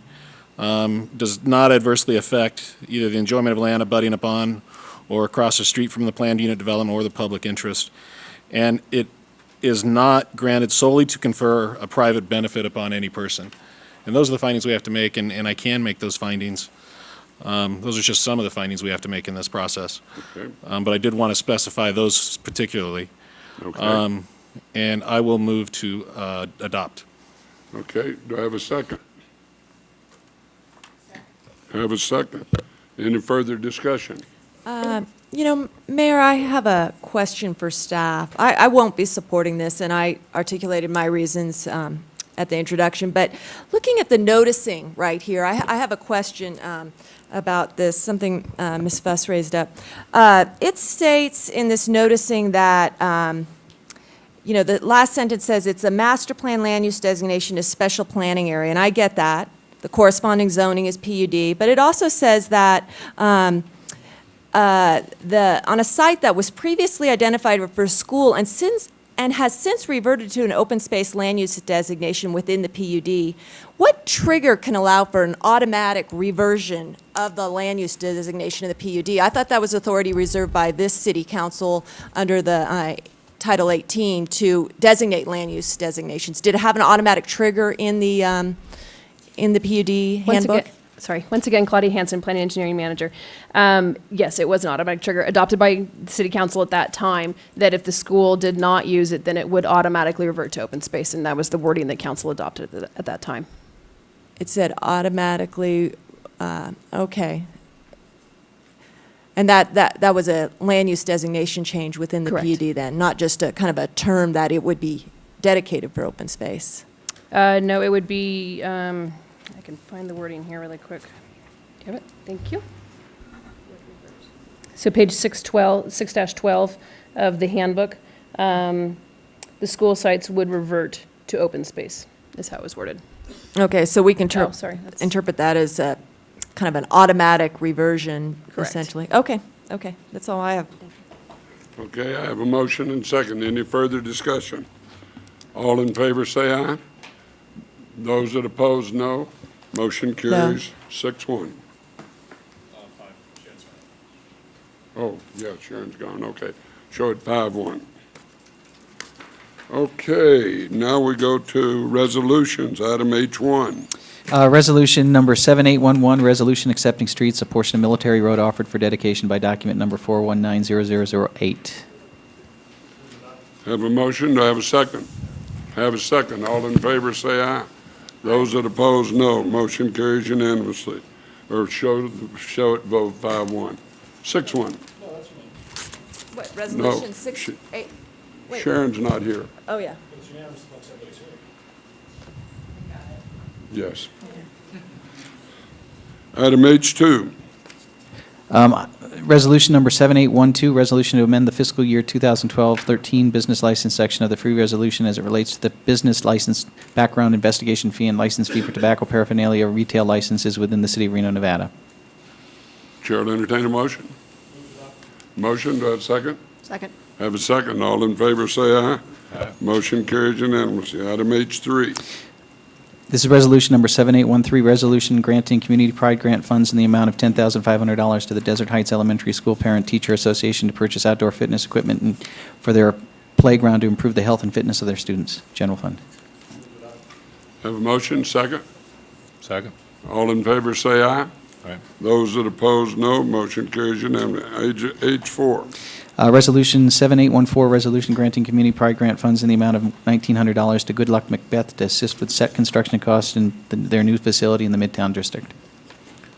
Have a motion, do I have a second? Second. Have a second, all in favor say aye. Those that oppose, no. Motion carries unanimously. Item H5. Resolution number 7815, resolution granting community pride grant funds in the amount of $1,500 to the Nevada Humane Society to produce and promote the annual duck race and festival to benefit homeless animals in our community. Move to adopt. Have a motion, do I have a second? Have a second, all in favor say aye. Aye. Those that oppose, no. Motion carries unanimously. Item H6. This is resolution number 7816, resolution granting community pride grant funds to the Smith Ridge Elementary School boosters for the Smith Ridge Elementary Learning Center in Garden in the amount of $5,000. Move to adopt. Have a motion and second. All in favor say aye. Those that oppose, no. Motion carries unanimously. Ordinance introduction. We'll now go to standard items, finance and administration. Item J1.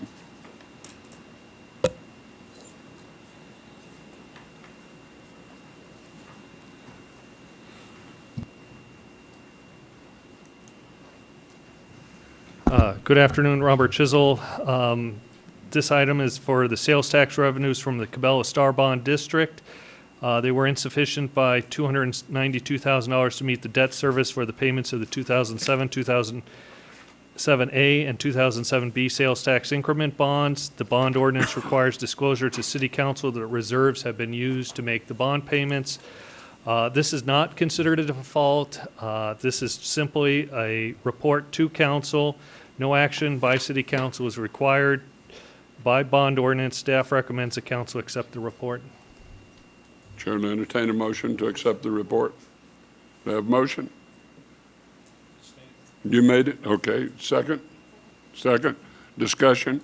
You know, I do have a question, Mr. Mayor, and Robert, you may not be the one to answer that. The people who know may be out of the room.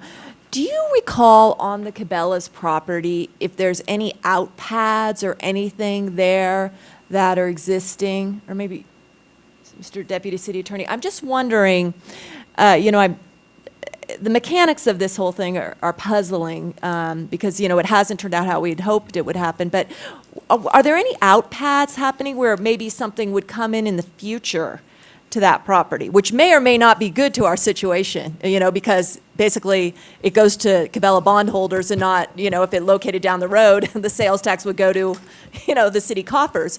But do you recall, are there any? Yeah, well, if memory serves, there is a portion that's undeveloped that's within the district, and the metric that was thrown around at the time was for every 1 acre, I believe, that gets developed commercially, it would take 1 year off of the repayment for the Cabela's bond. So, yes, there is land out there that's available to be developed. It just hasn't happened at this point in time.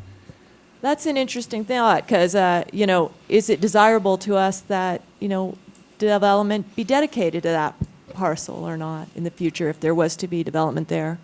Okay. Thank you. Okay. Now, motion and second. All in favor, say aye. Aye. Those that oppose, no. Motion carries unanimously. Item J2, Midtown Pilot Parking. Staff report, and then we'll go to public comment.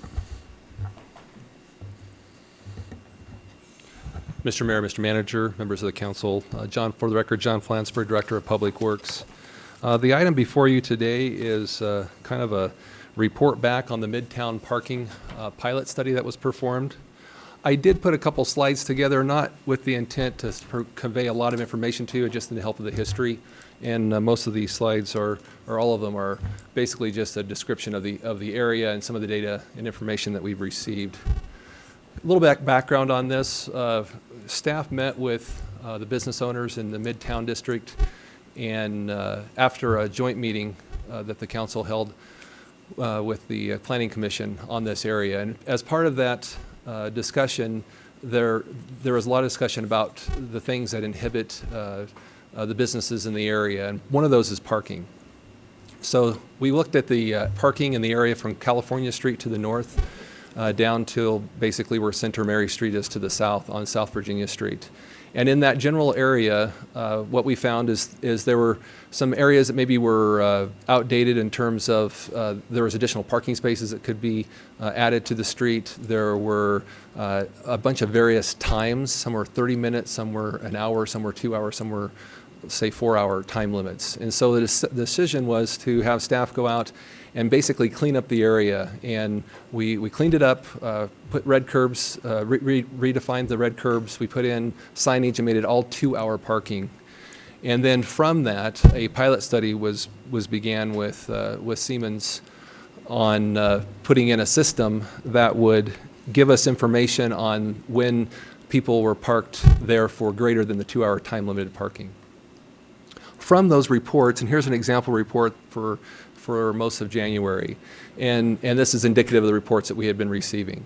And the only thing I really want to point out here is you see kind of 3 areas where there's red up there, and that is in this Z that I show on this map. It's a little faint, but that red Z in the middle, that's St. Lawrence to Virginia, South Virginia, between St. Lawrence and Taylor Street, and then East Taylor. That is where we're seeing the bulk of the parking needs, and those higher parking needs are between around the noon hour and then into the early evening, 6, 7 o'clock. Another example of the report, just for information, this one, if it's a red color, it just means there's a lot of turnover. So in the instance where you have red, it's 1.6. That's 1.6 vehicles per hour that are parking in that on average during that time frame. And then this is an idea of the number of potential violations that we were looking at in the area. So you can see a total there between 6 and say 670 for these 2 weeks. And the majority of those are on St. Lawrence, and then we have a few on the other locations. And obviously through this system, what it really helps us with is let us know where those violations are occurring. On the flip side of this, one of the things that we're able to get, and this is just a photo I took of the Parker app, so when it's actually operating, and it lets you know during the time of day that where the parking spaces are actually available. And so that's a benefit to the customer. So these are the things that we have put into place. This is how the system has worked. Now that we've finished the pilot program, again, kind of the results of the pilot are back up to, we basically have these 3 areas where we're seeing the higher occupancy, we're seeing these areas where there's potential violations by block, and we of course have the information I've described. Staff has reviewed this information. We also met with the business owners about 4 weeks ago, and in that meeting with the business, we had an evening meeting here at the council chambers. They recognize that they see this as a benefit. They were having parking problems before because they were having, say, employees were parking on the street, taking up the parking spaces. Now that we have the parking being enforced, we're not having that problem, and so there is parking available, and it is helping those businesses. So, obviously, it's important that we enforce the area. Of the 2 recommendations that I would make from staff is, one, we're looking at the cost, and how does this cost compare to for this system versus maybe some other method. But other methods have their downfalls as well, so it's really a balance of that. If we go to the simplest method in terms of what is performed, it's actually someone going out there and chalking tires, and they go on a 2-hour beat and they come back 2 hours later and they chalk tires again. That only gives you that information on those 2-hour increments on what's going on. In fact, the first time you go through and do that enforcement, there is no enforcement because you're just getting your baseline data. You're just chalking those tires the first time that day. So this information is good. There may be other methods that we could look into for enforcement, or we could go out to you could direct staff to go out to seek bids for a parking monitoring system for this area. But that's kind of the general information we received, and be happy to take any questions. Okay, Mr. Carter, you wish to speak?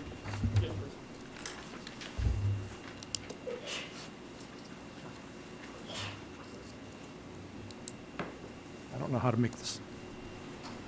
Oh, you got it? Okay. This is the map of the actual area that was conducted in the study. And I prepared some comments here, so I'd like the opportunity to voice them. I implore you to make the sensor system by Siemens Corporation in the Midtown area permanent.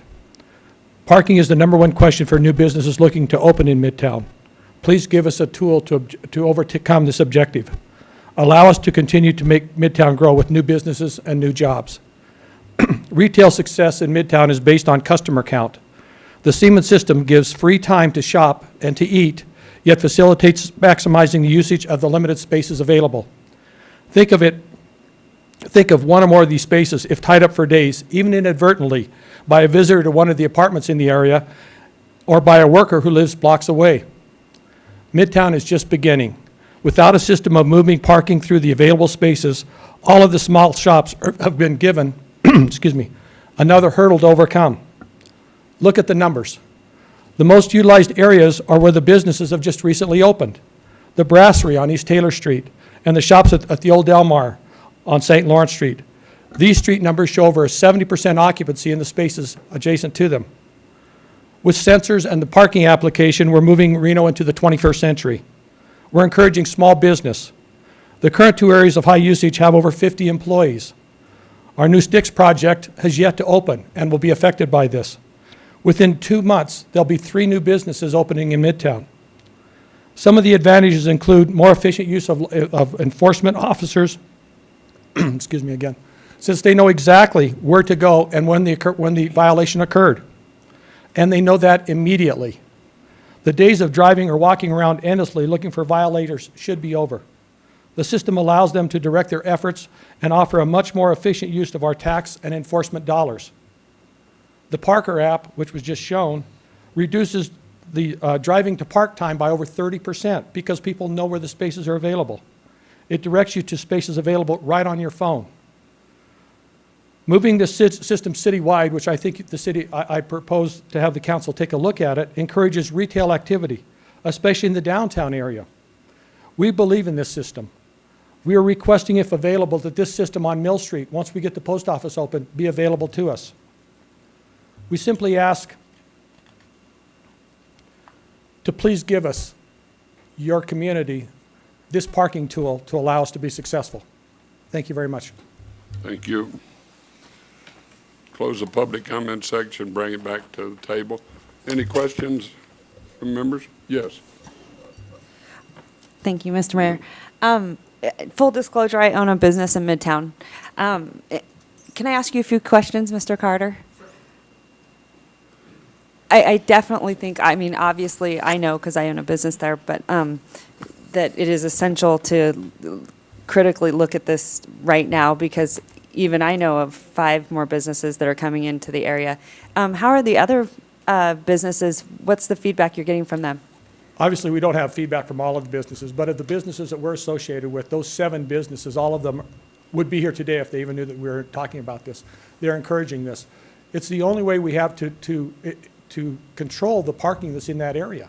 And we had the issues before Siemens was even on stage, where workers were the biggest challenge because they'll park in front of the wedge and then walk a block away and work at some other place, and the car will be there all day. So that puts the wedge out of business, basically, for that one space that's in front of their area. So, and I think we'll see the same thing on Thomas Street once we get the shops open, the stick shops. There'll be more and more activity there. This is just portion of the solution. This isn't the entire solution. We're working on actually leasing lots for employees and also leasing lots for additional parking in the Midtown area. I think that we've actually talked with Claudia and Jody about that. And we're working through those problems. So this is just a portion of it, but it's a very intricate and very important portion of it, of the parking issues there. Mm-hmm. Good. And how is the app working? I have not used it yet, but I've heard a lot of positive. I think it's working pretty well. As a matter of fact, I think the mayor was trained on it when we first said it, and I know that he's actually used it. You have? And it's actually effective. Nice. I'm not sure how well I was trained, but you can. When I was talking with the people, you can, if I knew a street in Los Angeles that my wife was going to be on at that time, they pulled it up and said, here, there's a parking space, there's a parking space. I really think it's a great system, and it has worked, and it will help those people in that midtown because it'll keep the traffic turned over there. Mr. Mayor, what's on the screen right now is real time. So that shows you how many spaces in that general area would be available. So if you're headed to that area, you'd say, okay, I need to go up on West Taylor Street because there's 8 spaces there very close. And so that gives me a chance to park. And I'm not driving around looking for that space, which is obviously a waste of energy, a waste of everything. Right. This provides it. And it's a free app. Parking is free for 2 hours, which is very cool. It is free. Keep in mind that we're competing against, all of the malls from Shoppers Square. And so in our portion of the area, in the Midtown area, we think it's critical that you offer them an opportunity to come in and not to pay anything, spend 2 hours, shop, eat. Most people can do that within a 2-hour period very, very easily in Midtown, and then move on. Mr. Dortch? Yeah, thank you, Mr. Mayor. My question is actually for staff. And in the staff report, it says that the cost to operate the current system that we've got up is about $80,000 a year. That was that's the estimate that we were originally given. It may be less than that, but that's what we went with. And what's all involved in that $80,000? That's the monitoring that sends out the data, allows for this app to have that real-time data coming into it. Also gives us these reports on a weekly basis. Okay. So it might, and of course, and the monitoring of those spaces, so we can enforce the parking. Well, but we should be enforcing it today, whether we have this system in place or not. And that's where I was going is they were saying that this is $80,000 additional cost, but regardless of whether we're using this system or another system, we should be enforcing the parking situation there regardless of what system we're using. So it's not an additional cost. No. Correct? Mr. Mayor, if I might jump in, I think part of it is, and John, correct me if I'm wrong, I think part of it is payments to the vendor, though. So it's not just staff. So is this $80,000 to the vendor? This would be for the system, to the vendor.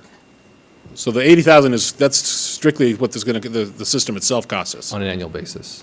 So that's not enforcement. But with the enforcement, we should make some money with it. What's average on enforcement? Sorry.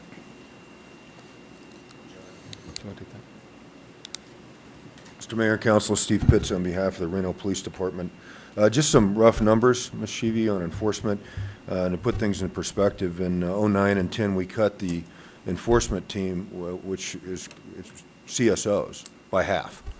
And so we have 3 CSOs that are doing really parking enforcement citywide, and it's really driven by Reno Direct service requests, things like that, which there's a volume of those.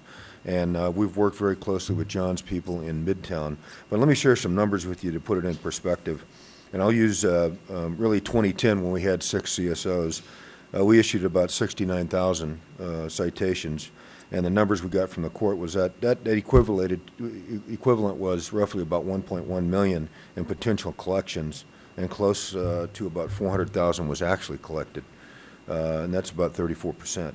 In 2012, with 3 CSOs, we were just close to about 11,000 citations citywide, with a total fee potential of $592 and a collection of $174,000. And so I hope that kind of puts that in a ballpark figure. Chief, is the reduction in those numbers, in any of that attributable to us changing the parking systems too? And I think, I mean, I'm speculating, sir, Mr. Dortch, but I would say yes, definitely. And I can tell you in Midtown, and I think it's in the staff report, we have an app that we use, and we try to get into that area when we have offenders, because obviously it basically has, kind of a GPS system in it. Our people can know when they can go down there and write tickets. Right. Doesn't mean they always get that ticket. They may be gone before we get there. But just for your edification on the other issue with CSOs, it's about $61,000 a year for a CSO with pay and benefits. So. Ms. Jordan? First off, I'd like to commend Midtown on employing this pilot project before putting anything in place. I think the data is very, very helpful on traffic flows and what the needs are.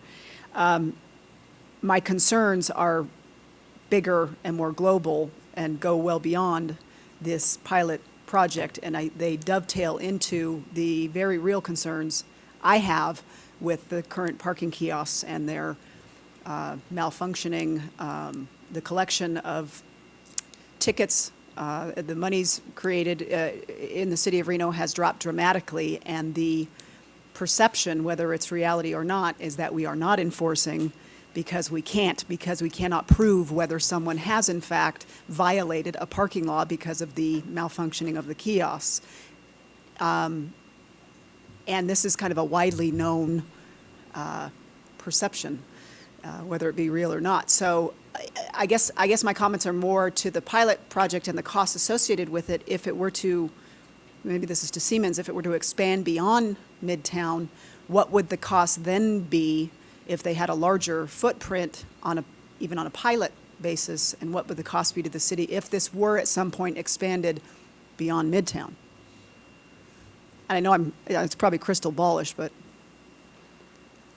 That cost for what we have in downtown for the monitoring would be somewhere in the neighborhood of $36,000 per month for just the downtown spaces. We have around per year for Midtown. So. Correct. So and I do want to inject one other thing here. When we met with the businesses, they were taking action to come up with the off-street parking and look at that, knowing that that's an issue. They need to provide parking for employees and long-term patrons. They also recommended that we have a different fee for overtime parking. In that situation, it's $15, a $15 fine. In downtown, if you're overtime on our metered parking, it's $20. And so they were saying, raise that fee, make it consistent, so it's $20 either way, whether it's overtime in a limited time parking or overtime in a metered parking. So I just want to, and then they were thinking that would also help add to the, as those are enforced, that would add to the fines to help pay for the system. But I go back to my comment that the enforcement is deteriorated significantly due to the malfunctioning nature of the kiosks to begin with. And with the existing system we have downtown, around January 7th, the monitoring system, there's two systems. There's a pay system, which is the kiosk itself, and then there's the video censoring that's in the downtown system. That went live about January 7th in a pilot area on Sierra Street, and is now in the courthouse district. And they and the vendor there is, or I should say that staff has been able to increase the number of citations written quite a bit. During the time when there was a lot of discussion of, where things were and not having the confidence in writing the tickets, and a lot fewer tickets being written, they redirected their efforts and went to, say, around UNR, because they look at UNR for the residential parking and where there's violations up there where people are parking residential parking only. They're doing Midtown, they're doing areas vast and wide. And we have three CSOs that are working, and they're working, I believe it's 410s, Chief? 410s, and so Monday through Saturday. Okay, so I know we have a presentation with regards to the kiosks, the curb systems on, I believe, March the 13th. Is that correct? Yes. I look forward to that update, and I guess I say this because I don't feel that I have a position on the pilot program in Midtown until I know what we're doing with the kiosks in downtown. Ms. Zadra. Mr. Mayor, John, could you clarify? I have the same question, but I'm not sure I got your answer. So the $80,000 is for the system. What is its capacity? Is it just the number of spots that are currently being served? And if we did, is there a per unit price? So for if we instance- expanded and went further north or south or east or west and added 4 blocks, For instance, if council wanted to direct staff to go out to bid on a parking monitoring system for Midtown, we would put out an RFP for that service. We would describe what we want that to be. The cost that we were quoted was a cost per space per month. And so it was basically $30 per space per month. And so it's a unit price quotation. Now, obviously, going out to bid and other discussions with the vendor who is here may want to make recommendations, that cost could go down. but we're talking the system alone, not the monthly. Yeah, the system itself. Go ahead. The system itself is certainly expandable, just as other systems would be. So the 80,000 is static. It will accommodate growth. It's the monthly fee that would change. You have a upfront fee for putting in the infrastructure that you would need, the wireless networks, the pucks, that hard cost, and then you'd have an ongoing monitoring fee, and that's the service that we would be going forward or we'll be putting a monitoring service in for those spaces. Yeah, Mr. Mayor, if I can jump in, the 80,000 is for the system that's in place in Midtown now per year. It's a per space per month. So if you expanded that, the cost goes up, but the per unit cost may go down. I don't know. That's a question for the vendor. So the system that's in place now, the pilot project, if we wanted to continue that as is, it's $80,000 a year. Okay. Thank you. That's different than what was being said. Thank you. Sir, do you have something? Yes, thank you. For the record, Ryan Edelman with Siemens. Specifically with respect to, and can I place a document here? Sure. To be viewed? Talking about Midtown specifically, the only question now is the continued operation of that system is already paid for. So the cost is sunk for that. To continue the use of that system, which is the data, the analytics, the enforcement application that enforcement uses, we price at a per sensor per month. We have really two rates, and the information, actually, we have newer information, and I can say quite broadly that the cost would be less. So in RFP situation, it will be less than the $80,000 that John was working with, because in Midtown, the difference between Midtown and downtown, where you have metered parking, is in Midtown it's just timed violation. Parking's free. So our cost to provide that service is less. So just to get our facts straight, the fee to continue use of the system in, and I believe it's a one-year contract, renewable annually, is less than the $30 per month per sensor. So I think, Dwight, Councilman Dortch, one of the questions you had, and also the other councilwoman, was just in terms of the economics, what does this mean? Is there a real break-even scenario for Midtown? I would have you take a look, if you can zoom in on this pie chart for violations. This is about average what we've seen for a week in Midtown across the roughly 230 sensors. And on average, you see about 666 potential violations per week. That's per week, and that's been pretty average throughout the report. In order for the city to break even on the operation of this system going forward, you have to write about 15 citations a day. That's 15 of a potential about 110 violations per day, and our calculation said that that's about up to 90 minutes of actual time patrolling. And when I actually spoke with the head of enforcement, she concurred. I asked her, how long would it take you and your staff to patrol to write 15 tickets? If we're just looking at this from an economic standpoint, she said 90 minutes. And that's just to keep things really simple. That's essentially what you're looking at. If you're only looking at cost, and to justify the continuation of this in Midtown, it's, can the city commit resources for 90 minutes a day to write 15 tickets?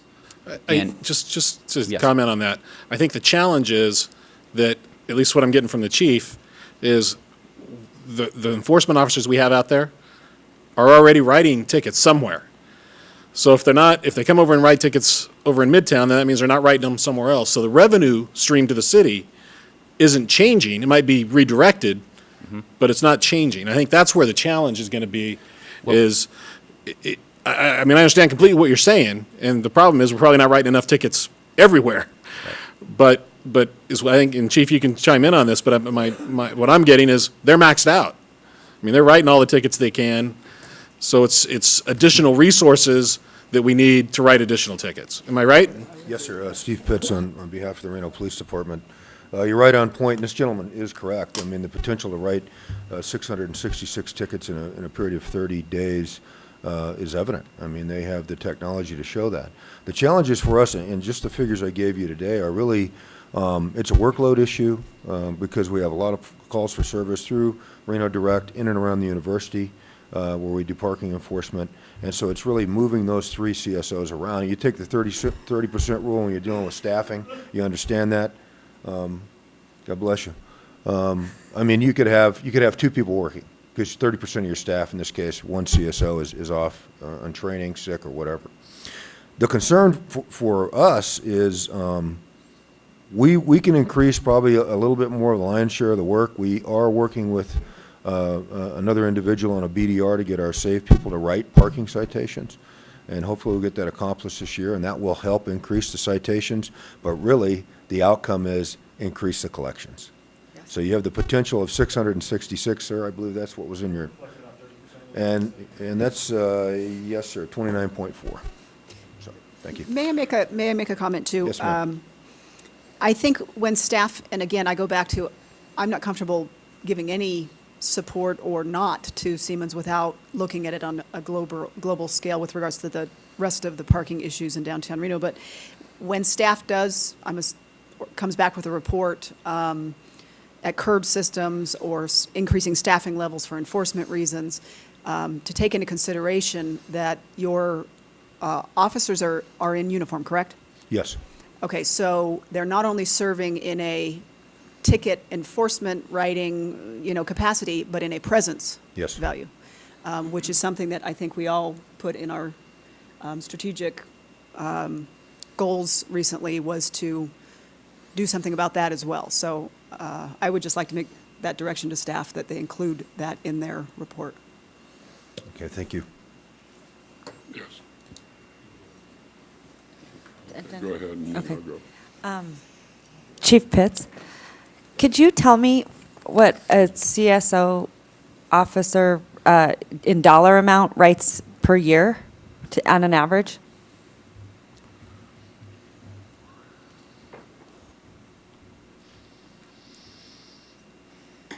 Doing some basic math here. Okay, you got me off guard.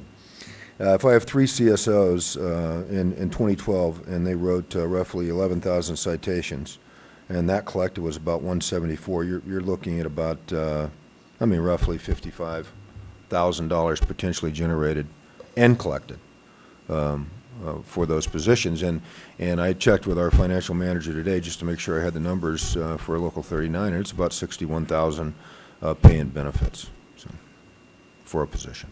Yes, ma'am. Anything else, sir? How many people are let off of their tickets by the court or the administrator, whoever hears them? Mr. Mayor, that's a good question. We are working closely with the municipal court, and the council's familiar with a couple programs we're trying to implement here this year to increase collections on traffic citations, and hopefully that will also maybe bleed over to parking. Ms. Brackus? I think this is a really good discussion, and I share Councilmember Jardin's concerns. I think watching the curb system from afar, and now this is, we've jumped to a technology solution without thinking of a programmatic solution. And I did a fair amount of research in the last couple days on best practices for parking management programs for different cities. And I want to start, though, by commending Bernie Carter and his group on their investment. I think, the 3-block area that shows congestion right now, we would hope would expand, particularly because we've done an interesting job in not requiring off-street parking, which I think has been a smart move to facilitate, turnovers of even garages or, large buildings that serve water into restaurants, and you get 5 or 6 of these and they blow out the area. We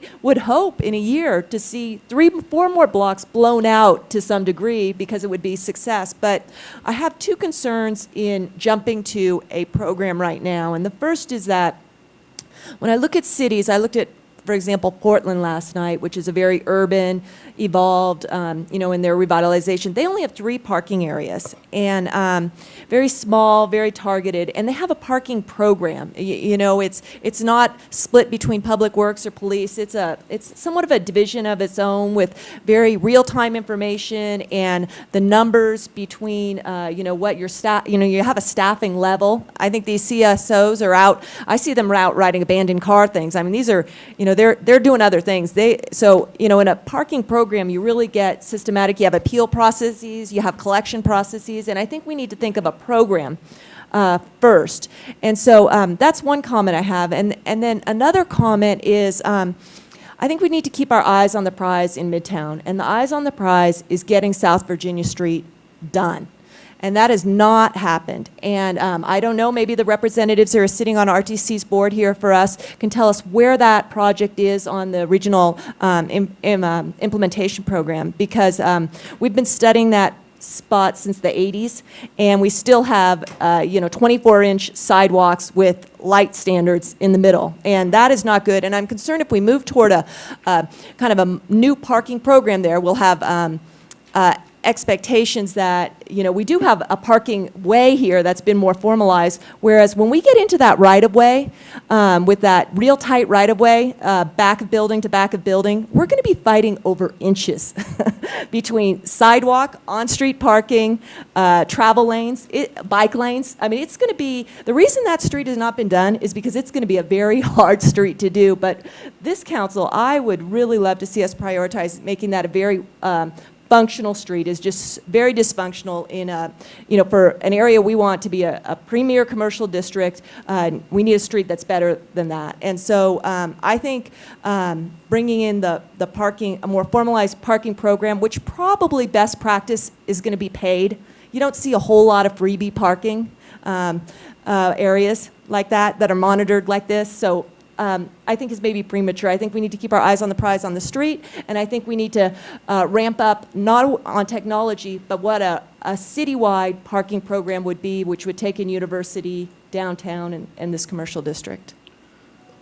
Well, personally, I think if we keep kicking the can down the road, and I don't disagree with some things you're saying, but you're going to kill Midtown unless you come up and make a decision and put in some type of system. And so far, the Siemens program seems to be the best. The curb system is still a lot of questions, but this way our people know where to go. You kick this can down the road anymore, and you might kiss Midtown goodnight. Mr. Mayor? Yes. Yeah, just when does the pilot program that we have now, when does that expire? It actually expired at the end of, towards the end of January, but they have continued monitoring for us, knowing that this action was coming before. So is there intent to monitor, and hopefully we'll go out to bid and they'll monitor it throughout the bid process? That's correct. And it's not costing us anything right now? No. So once we bid it, assuming they're awarded the contract or whatever, when would the new contract take effect? Going through a kind of a standard bid process, I would expect that we could be back before you in your first or second meeting in April. Okay. And I mean, the big question is, where's the money coming from? I mean, if we do go to bid on this, where are we going to get the money? I mean, if we start a contract in April, I'm assuming everything I've got, I mean, everyone keeps telling me it might be cheaper, but I mean, what I'm reading is I've got to budget $80,000 somewhere. Plus. Right? No, 80. There? If you expand it, though, then it's Well, going to I'm talking about just for the Midtown area right now. I mean, the downtown area, I mean, the argument for that is that with paid parking, it'll pay for itself. The revenues will pay for the system. Here, we don't have a paid system, so we've got to figure out how to pay for it out of the general fund, basically. And I agree with the mayor. I mean, to me, this is needed to continue the economic revitalization of that area, but I've got to find the money. So, I mean, I'm with you 100%, Bob. But well, and I realize the $80,000 and stuff like that, but I'll tell you, the increased revenues we should get out of that district alone should more than pay for it. I have another question for the chief. Yes, ma'am. Okay, so you have 3 CSOs. Yes, ma'am. It's my understanding, and correct me if I'm wrong, that their direction in the last year plus since the kiosks have not been working correctly has been to maybe not focus quite as much on parking enforcement and to gear their energies and attention to other concerns due to the fact that they can't enforce tickets if they are in fact written due to them not being able to be validated. Is that the same, if that, one, is that true? And 2, is it the same in Midtown? In other words, have you told them, okay, we're having trouble enforcing the parking tickets where the kiosks exist because they don't work correctly, except for Midtown, because they have this new system which is working more accurately? Or explain that to me, please. Well, to answer your question, you're very close. It was my direction, no one else's, that in the kiosk system, and we were having problems with it, was not to issue citations to civilians or visitors, citizens or visitors, because it would create a validity problem for the city and obviously for the Reno Police Department, especially when we're collecting 29% of the citations. So if you're issuing citations that aren't valid in the first place, you can imagine the challenges for us as a local government.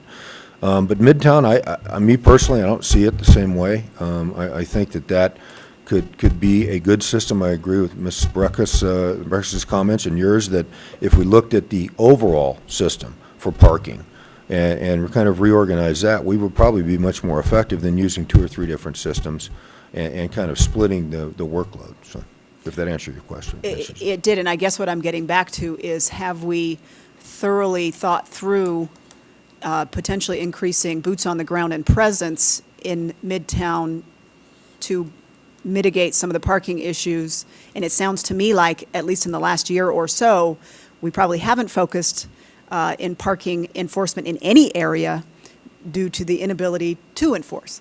That's part of it, ma'am, and plus it's a very reactionary response. I mean, we'll get service requests, and our CSOs will go out and try to deal with those in various communities, to include Midtown and obviously around the university. Okay, thank you. Yes, ma'am. Mr. Mayor? Yes, Ms. Chief. Edgar. Chief, that 29% collection rate, of course, is distressing. What was the rate when we had the old meters everywhere, every spot? What percentage were we collecting then?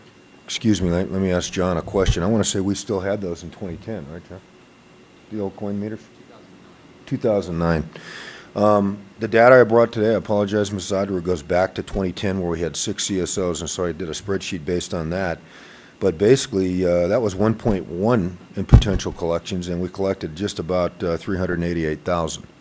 So you're looking roughly, again, at about just roughly 30%. So we've not, 34, we've declined by less than 1% potentially with this uncertainty between the two different systems. So that's something that, Mr. Manager, I really would like for us to have some clearer direction and options in the budget cycle this year when that comes to us. Because I know, like you said, Chief, we've talked in the past about different kinds of programs, and if we're at 30%, that's really an indicator that we need to be doing something different, clearly, and we need to make it an effective return on the investment, in as much as we do for the CSOs that you have. But we need all of those pieces combined for us to make a good budget approval process this year. Yes, ma'am. Thank you. Sir? Mr. Mayor, Councilwoman Zadra, I would agree, and I guess what I would ask, one solution for council today would be to direct me to work with staff to bring back a plan to council on this, because there are a lot of moving parts here. The cost of the system, the cost of the CSOs, whether or not we would get enough money back to help pay for those, plus the other parking system. So, I mean, what I would feel most comfortable with is if you directed us to go back and look at this issue and look at it in total. We are getting a presentation on the 13th from Curb Systems, but we could look at Midtown specifically right now and just all the different pieces. Because I agree with Councilman Dortch. I don't know where we would get the money at this point today, and that's the biggest issue. Well, and that's really where I was going. Where would we get the money for this additional $80,000 right now? We're paying $62,000 a year for a CSO to collect an equivalent of about $55,000 in fees. So that's what I meant, where I really want to be able to look at it cost effective, what makes sense. And we've had this comment, but never much discussion behind it at this table before, is maybe we should just offer free downtown parking for 2 hours everywhere, and then evaluate, is there a better way to collect on the backside of that 2 hours? So I want your vision to be that broad, please. How do you I think the monitor challenge with providing free parking downtown, I mean, it's the same challenge we have in Midtown that I just brought up, is at that point in time, how do you pay for enforcement? Yeah, I understand. I mean, How do you monitor it? Well, that's what we would need to, it's part of, we need to do it now. Right. That monitoring wouldn't be any different than what we're doing now. We would need to, the pucks would still say that they've been there for their, 2 hours, and then ding, the signal. But right now, the CSOs drive around looking for meters that are out or something. Whereas with the pucks there, you know where they're out. Yes. Yeah, just a quick question. I don't know if it's going to be for the gentleman from Siemens or from staff, but is there any way that we can extend this program for 90 days? I mean, I mean, I hate to not have anything over there. I hate to not have anything in place as we're working through this. I mean, we just can't, I think it would be devastating to the businesses there if we just abandon it at this point. So as we work through what we need to do moving forward, because we're going to have to identify the funds if we're going to go out to bid. I can't go out to bid unless I've identified the funds to pay for the system. So, I mean, I'm trying to buy us some time to get through this and try and figure out where we're going. So, Identify yourself for the sorry, record. Ryan Edelman for Siemens, with Siemens for the record. Councilman Dortch, if I understand your question correctly, you want to know, can we continue to extend this for 90 days? 90 days? I mean, at least get us, I mean, you could have something back to us as far as your recommendation within that time, I would assume. I would say up to 90 days. I mean, I'm assuming there's a cost that goes with that. There is a cost that's gone with it for the last 6 months. I can't guarantee that. That would be a question I'd have to pose to our management. I was given leeway to be able to continue to run the system and operate it and provide the client services that we provide on a weekly basis and the data at our cost, assuming that the city could go through a process to go to RFP to purchase. I was able to get that agreement, but I don't have a lot of confidence if I go back and say, well, now the city also wants to take another 90 days to evaluate, and it may go to an RFP. I mean, it's not, I'll be honest with you, it's not 90 days to evaluate. It's 90, I mean, we like the system, at least I do. I think it's a great system. It's working well. It's doing the things we want it to do. For me to go to RFP, though, I've got to be able to identify the funds. I can't just go to RFP randomly, not knowing that I've got the money to pay for the product at the end of the day. So we've got to get, and that's what I think we've asked our staff to do, is to go back and come back to us with a plan moving forward, how we get this done. And it might not be 90 days. It might be substantially less than that. But I mean, I'm not comfortable today saying we're going to go to RFP until they tell me where the funds are going to come from. Sure. And let me ask a question. During your pilot program, tickets have been written and enforced off of the pilot program? Steve Pitts on behalf of the Reno Police Department. Yes, ma'am. And do we have comparative data on the volume of revenue generated and tickets collected from the pilot program versus the rest of our paid parking? I can get that. I did not bring it with me today. I apologize. Okay, and that, I would like to see that at the same time we hear from Curb Systems, because I want to know whether it's is it someone showing up to write the ticket after they've been notified that a violation has occurred, or is it the marking of the tires? Where's the manpower shortage versus the enforcement shortage? You're looking for efficiency, where the efficiencies Yes. are. Yes, ma'am. We'll take a look at that with the city manager, definitely. Mr. Klinger? Mr. Mayor and council members too, and staff can correct me if I'm wrong, but I think part of what has been done in Midtown too is the signage and the 2-hour signage. So I think there's, even without the systems, the Siemens system in place, I think there's some improvements that have helped the parking situation in Midtown outside of the system as well. So just something for council to consider. And I'll just say time is really critical here. I just want to stress that, because we do have so many more businesses coming into Midtown. And if you really look at what Midtown has done, that's where a lot of activity is really taking place, and even more so is going to start to take place. So I just think it's very time critical, and I just stress that to council. I'm sorry, one last thing. The gentleman from Siemens said he could not guarantee whether or not he could extend the pilot program. And unless and until he can guarantee that, and I'm hoping he will, can we direct or have Chief Pitts assist Midtown with stronger enforcement in the Midtown region until we make a final decision? Because in that region, we can enforce tickets? Absolutely. Okay. But if we don't have the Siemens product working, how are our people going to know which ones have been there for You gotta go back to 2 the hours old or something? We're going shop. back to marking Well, tires? it goes back to your presence is going to have, you have to spend several hours there a day to get a return on that investment, so. Yes, ma'am. Mr. Mayor, if I may? Yes. I just don't want to leave the impression that we're not enforcing downtown parking, because actually, in the last several weeks, we have been enforcing, especially around the courthouse district. The sensor program is in place, and I know one day there were 66 citations written in that area. So we are enforcing that. So I just don't want to leave an impression with you or with the public that we're not enforcing parking. But how many are kiosks. collected Yes. versus written? Because my understanding is that due to the inefficiencies and malfunctioning of the curb system, that someone can come in and say it wasn't working and the ticket is dismissed. And those areas that weren't working have been improved upon to the point that we feel confident in the enforcement of what we're doing.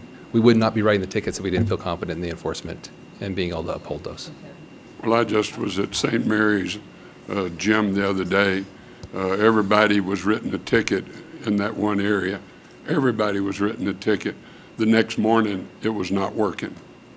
So I really question how the curb system is working, and I'm looking forward to see the information, and we've requested that a long time ago, so I hope that it comes back. One more question. Yes. One more question for staff. How are the residents notified? I know some of the businesses have been notified, but then there was a couple of businesses that had asked me, but how are the residents notified on these studies and meetings? Because that was one of the things that I had several phone calls yesterday from a few residents, and they want to know. Jody Royal Goodwin, Housing and Neighborhood Development Administrator, for the record. I've tried just about everything I possibly can try. We have a lot of the same conversations with the zoning process as well.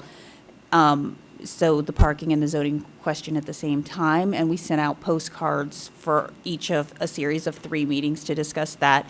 We have an email listserv that is everybody who signed up for any meeting we've had about Midtown.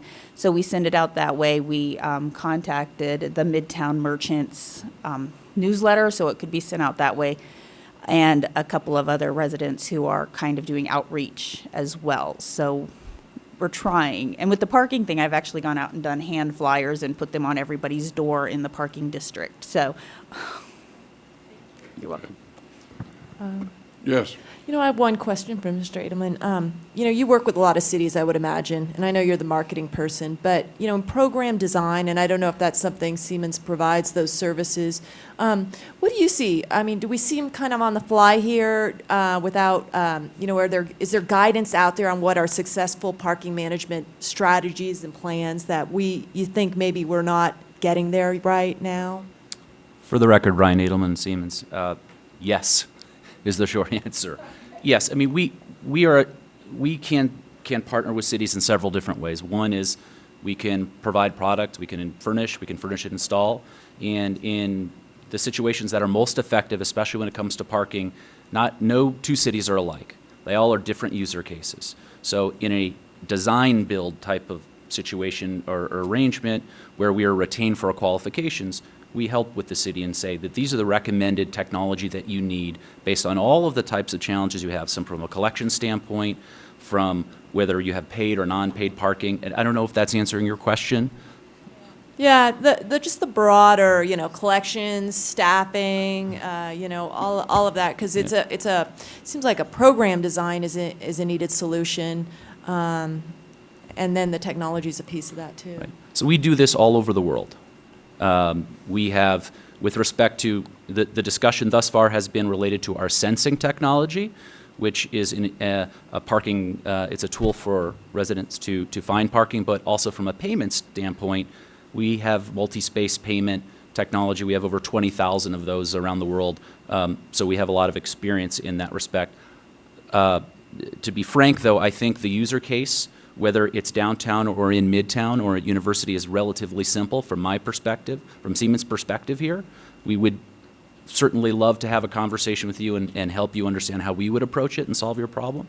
And we think that we have probably some pretty good answers for you, if that's the direction the city wanted to take. Okay.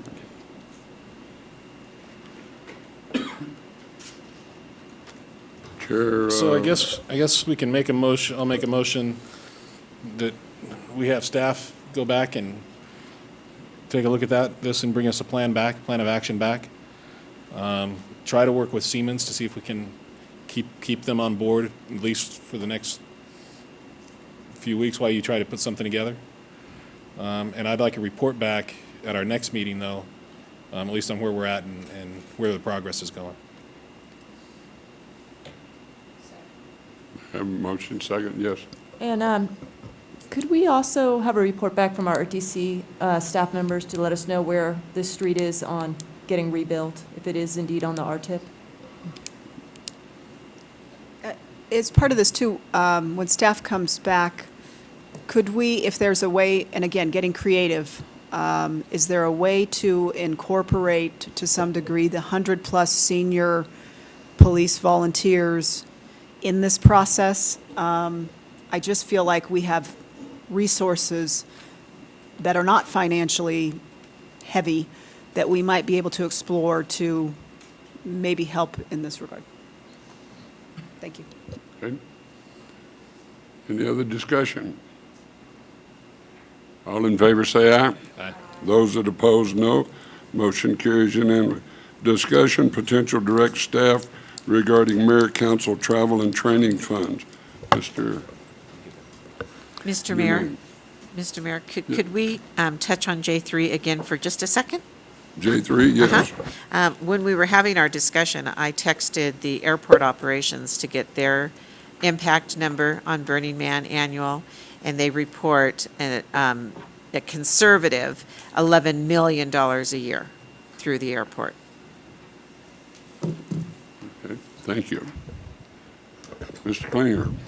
Thank you, Mr. Mayor and council members. Item J4, I put on the agenda to get some direction from council regarding travel and training funds for council members.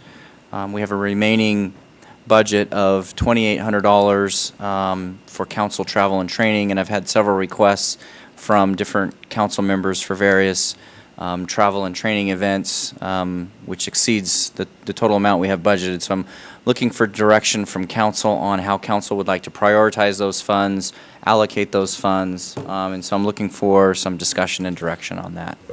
Well, you know that at this time, remind the council, we have canceled out the League of Cities.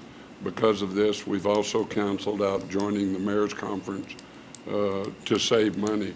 And right now, if we only have $2,800, $2,900, we're probably going to have to go to Washington sometime in the next 2 or 3 months, and somebody's going to have to go back and have some expenses. You know, I mean, we cut our travel budget when we were cutting everything else. I mean, my thought would be that if council members want to use their discretionary funds for travel, they can use their discretionary funds. I don't know where we would get additional money out of the budget to put into travel, but I would have no problem saying if you would use your discretionary, if you want to use your discretionary funds for travel for any conferences or anything like that, you're more than welcome to. But that's a decision each council member has to make, I would think. But I think but I just don't know. I don't know where additional funds are going to come out of the budget for additional travel, and that's, you know, I mean, I think that was our position we took when we started cutting the budget, that we just didn't have money for travel anymore. What's standard practice for most cities? I don't know. I think they usually have a budget or something like that, but because of everything. And we did. I mean, we had to. Yeah, we had to cut back, and that was one area we decided we would cut back. Mhm. We also decided at that time to cancel out of the League of Cities because that was travel expense and everything. And also I canceled the mayor's conference and haven't been in the mayor's conference for 3 or 4 years now. What's the benefit of going? I mean, Huh? What was we're 9 months into the fiscal year, so, and I was looking for this in the OMB training, and we cut it short, and I haven't made it back, but what was the budget to begin with? I don't.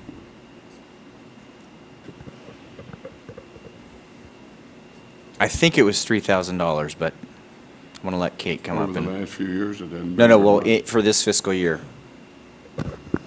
I believe you're correct. Kate Thomas for the record. It was not much more than it is now, and yes, to the mayor's point, we did cut that As did many other jurisdictions during budget cuts. Travel and training is one of those items that's first on the list that gets kind of shaved off in rough economic times. So we'll look for some further direction on what you'd like to do. I'm with pretty the remaining. confident the county cut their entire travel budget. I think some of the commissioners actually use their. Can we use discretionary funds for that? Okay, the discretionary is just general fund dollars. Okay. It's allocated. But I mean, I know that at least I know the county has struggled with it too. Right. So this budget item is about 3,000 and only 100's been tapped so far? It's- Yeah, no, I mean, no one, yeah, I mean, Yeah, Councilwoman Breckus said started at 3,000 and we've spent 195. oh, okay, yeah. So it really does beg the question, going forward, if you have that small of a travel budget, how do you break it down? So it's more of a budget discussion for like May, Right, or before. But like Councilman Dort says, if you want to go, you do have the discretionary fund, and you could use some of that to travel or go to wherever meetings you wanted to. Yeah. If you have campaign funds left over, you could use them. But that 3,000, I mean, will that just sink then back into the, because that's the question, how to use it? Does it sink back into the general fund? Does it get allocated among the 7 of us for our discretionary? I mean, let's make that decision today. If you don't spend the travel and training funds, it just goes into the general fund ending reserve. So it carries forward to the next year, essentially. I mean, it doesn't carry forward as a budget line item, it just, sure. But if we use our discretionary fund for travel, you could do that, and we don't have to have a travel and expense budget. I think training is a good thing, right? I mean, as an elected official at this point, I feel I've made a jump, professionally, and I need some awareness. So, maybe we just let this hang, roll it in next year, so maybe there's some reasonable amount, $1,000, next year for each of us or something. I mean, I'm just trying to come up with a sense of, I'm big for us training, and I really see a need for the Planning Commission to train too. And that's an issue I'll bring up at budget time too, because, there's jobs. It's to learn.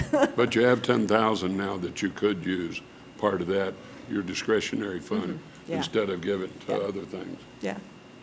I hear that. Or what was left, when I came on, I think it got drained down a little bit, but Yeah. Okay. Want to there could be action on this, or how do you want to do it? No, I don't either. I mean, is everyone okay with that? Because I wasn't one who, everyone's fine with this? Yep, I am. All right, now we'll go to boards and commission appointments. Youth City Council. Who's the liaison?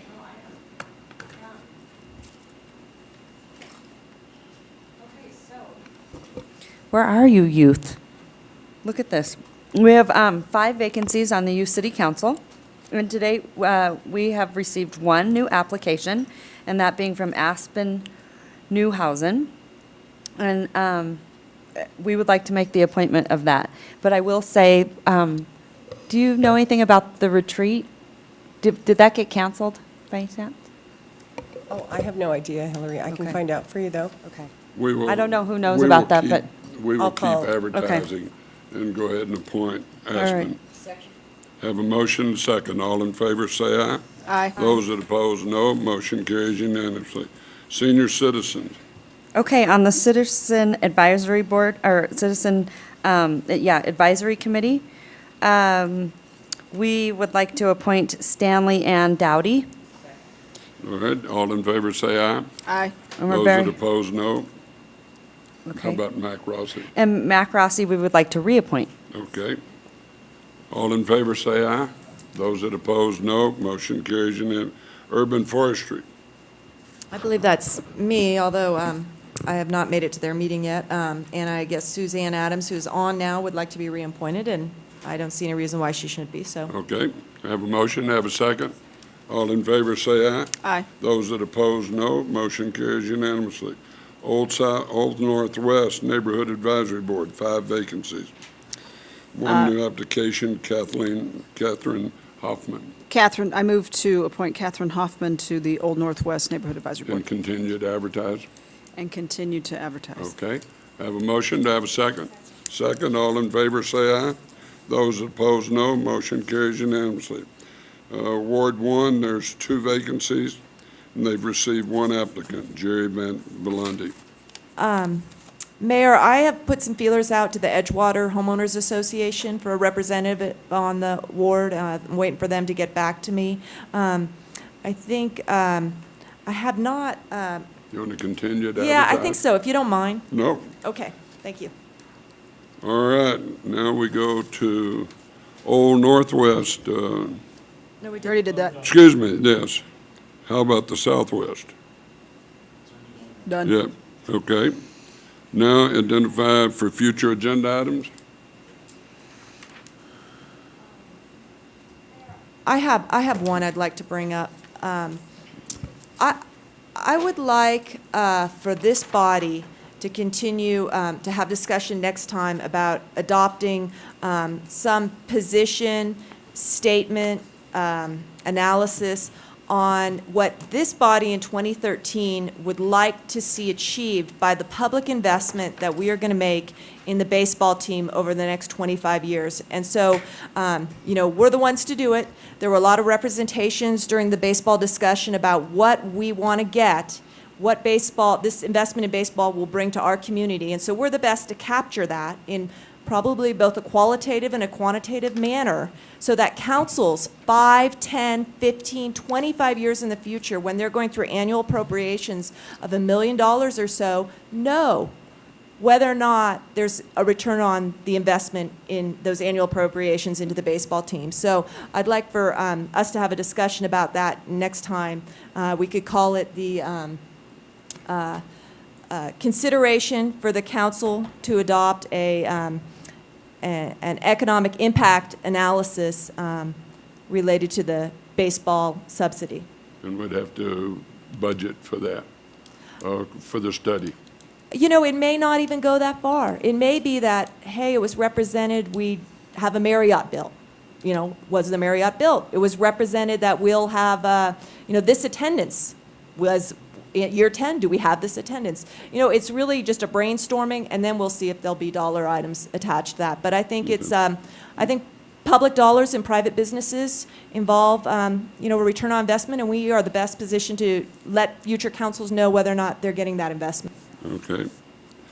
Any other ideas for future? Mr. Mayor, I'm not sure from the public comment that we had at the beginning of the day, when we receive public comment, and again, we should clarify that we exceed the expectations of the state's open meeting law and public comment. We only are required to take that generically on any topic at the beginning and the end of our entire meeting.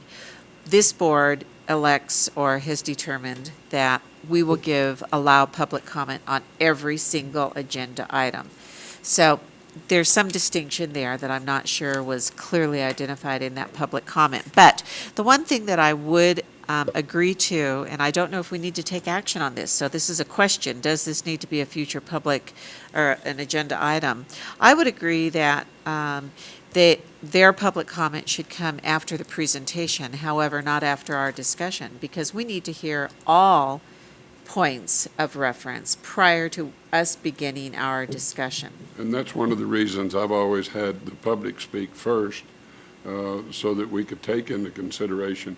We could have it speak after, if it's your wishes to have them speak after the presentation. That could be legitimate. We've And got then- really just one binder out there that people Right. can look at, or if you know how to access it online, you can. I don't know that people really understand that. Right. So if they got to hear the 15-minute presentation or whatever it is, and then make their comments, That'd they be would be fine. more informed. We can change And that. we would remain informed, hearing all comments before we Yeah, I begin wouldn't our wanna- I discussion. wouldn't want to hear their comments after we've made a decision. Right. So do we need an agenda item on that? Does it No, we can require a just do that. change? No, for the record, John Shipman, I mean, yes, as Councilmember Zadra, as you been- said, you're in compliance with the open meeting law, so that becomes a question of how you want to take it at the, And from the conduct the meeting, beginning, 10 years ago, it's been the mayor's discretion to be able to do it. I will make that change from now on at y'all's wish, and go ahead. I think that's a good idea. I think it gets us to We more can have the community presentation, involvement. then get their Mhm. comment, and then do it. We Yep. can do that. Okay? Any other items you want to put on the next agenda? Okay, now we'll move on to any liaison reports. Ms. Brackus.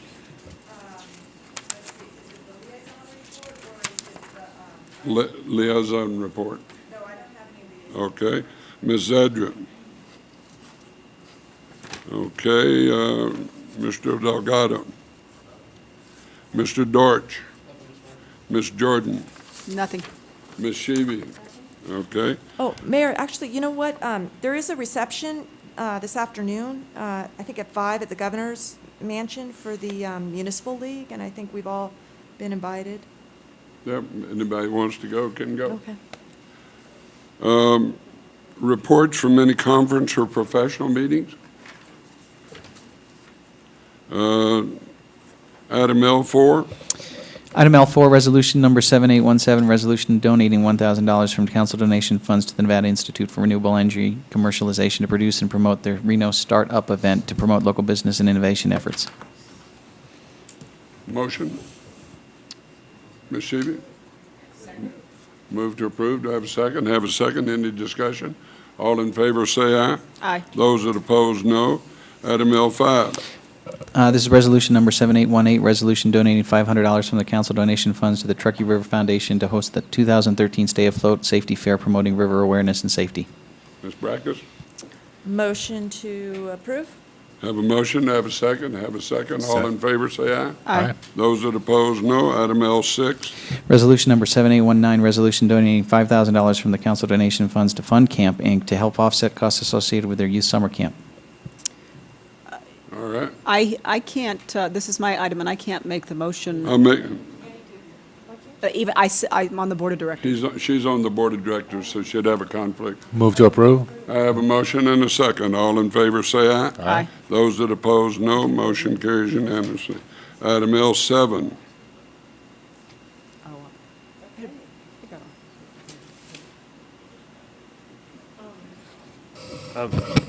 Mr. Mayor, can we go back for a moment to L6? I was unaware that Ms. Jardon was on the board. So what you're doing at this time is, one, disclosing that you are on the board of this particular entity, and two, because you are on the board, you're going to abstain from any participation in this particular aspect of it. Correct. That is my disclosure, and I am on the board of directors of this Nevada nonprofit that sends underprivileged Washoe County kids to summer camp and has sent some 1,000 kids since its inception in 1992. Okay. Okay. You want to do another vote on it? I think you should do another vote on Okay. it. The motion to bring up for reconsideration, item L6. Have a motion and second. Second. All in favor, say aye. Aye. Now, motion, please. Motion to approve, to have a second? Have a second. All in favor, say aye. Aye. Those that oppose, no. Show it to be 5 or 6-1 with Ms. No. Jordan. It should be 5 6-0 with an abstention. 6-0 with Ms. Jordan abstaining. Absolutely. Thank you. All right. Item L7. We gotta discuss this, Hillary, or? Ms. Sheedy? I'd like to, I don't really, with the Technology and Innovation Council that I want to create, I really don't want it to be a board per se. I think we have a lot of boards. We don't need another one. So I don't know if it has to be categorized or structured in that sense. I don't know. What are you asking for? To create a Technology and Innovation Council, but I don't want it to have to be a board where we follow Robert's Rules of Order and things of that nature. I would think that this concept dovetails very nicely in one of our strategic goals related to a local, vibrant economy.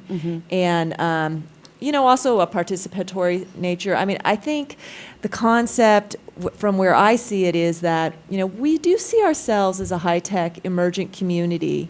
I think there's research going on that we are really the eastern range of the Silicon Valley, Northern California, economic region, and to the degree that we can perpetuate that as, a high-tech community that is Northern California based but has skiing, in winter weather, that part of image discussion, I see that really getting into a lot of what we talked about at our strategic goals. And maybe there's a way when the manager comes back with his implementation steps for that, we can somewhat have, see how to engage this community because they have so much to offer. But I don't know, Mr. Thomas is standing there. For the record, Bill Mr. Thomas, Mayor, Assistant City Manager. I'm sorry. This to me might be something similar. I understand what you're saying, Hillary, that you want it to be kind of an informal working group, but still targeted on this So element. It's something you have to develop in that per se. And we need to be cautious, that we meet the open meeting law. But we got around it somehow with the working group for Midtown. They meet regularly, and I don't believe it's a posted official kind of a thing, correct? I'm not familiar with that particular group. I mean, generally, if it's not sponsored by or supported by public dollars, then you're generally outside of the public, the open meeting law. I was not aware. Was this appointed by the council, this body, or was this? Okay, No, so this was an informal body. It was two council members that, sat and visited with the store owners and business owners in Midtown area over several months of time, and even had a public meeting in here. That one was posted probably, but they just worked on the issues to bring back recommendations. So I'm wondering if that's casual enough without violating any kind of open meeting law. What I was going to suggest is perhaps we get some names and bring some people together and see where that takes us. If it looks like there's value in a formal board being created to advise the city, then we can go that direction, perhaps with an ad hoc where they tell us what the window is that they think they need to work to give us some guidance. Or if it's a spun off as just a private group of people that want to get together and the city happens to show up at their meetings, we probably should let that group of people give us the indication what they think would work best for them. They may very well want to be a direct advisory board to the council. And that would be my recommendation, is to get them all together. These would be, it would be comprised of Reno's top leaders in the sector to assist with critical needs of infrastructure and technology, entrepreneurialism, and manufacturing and innovation. I think it's essential now to diversify our economy and prepare for companies such as Apple and others who are new to Reno space. I believe the city can offer key components such as business incubators, working closely with Startup America, and infrastructure plans. Local government officials must prepare to shape better policy needs for our economic future. Startups are a critical driver for job creation in the United States. From March 1994 to March 2010, businesses less than 1 year old created 3.9 million jobs a year. Cities are often looked as a resource, and I feel that the Technology and Innovation Council is a perfect starting ground to better assist local technology and entrepreneurial organizations. So I hope that I will have support from the council to create this. And the way I guess we would look at it is council's direction to spend more than 2 hours of staff time to really delve into this and bring back to you any recommendations specifically that of what you might need to do to make it happen. I think I'll get the key players involved, sending them an invitation. We'll sit down with them and we'll talk to them. Yeah, and then we can go from there. They're a different group. I mean, they move by fast technology. Everything is through Twitter. That's why I really don't want to put constraints on them. But I think there are a lot of key players in our community that can be essential in this sector. Yeah, Mr. Mayor, I think all we need for this item perhaps is direction from council to work with Councilwoman Sheevy to, as Mr. Thomas has stated, spend more than 2 hours of staff time developing this idea. Is that something Lisa can help me with, or? Yeah. Lisa? Yeah? Yeah. Okay. So is that your motion? That's my motion. And I'll second that. And another model you could look at is what we did for the Alcohol Advisory Group.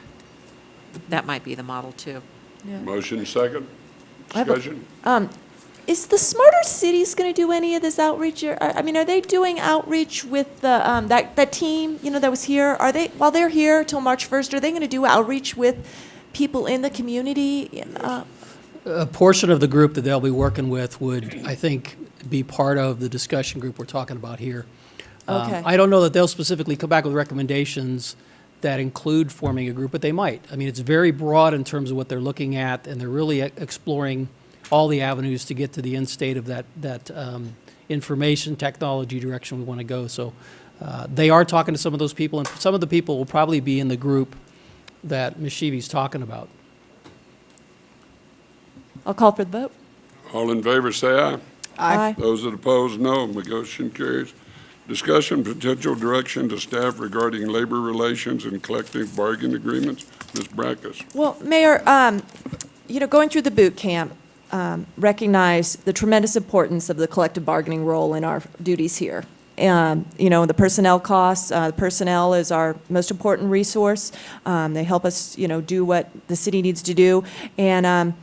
And also, we're stewards of public resources, and personnel costs are very high. Other than capital, they're the number one, cost to a city. And so I understand we're moving into a period of collective bargaining, and I had asked Human Resources Director Renee Regis to give us a little update on where things stand today and what we can expect, because so much of the collective bargaining, as it should be, will, from our end of the table, will be in a closed session environment based upon the negotiations. So I just wanted a public outlaying of, what we could expect, what the process is, and then I had a few ideas for, defining council's role a little bit.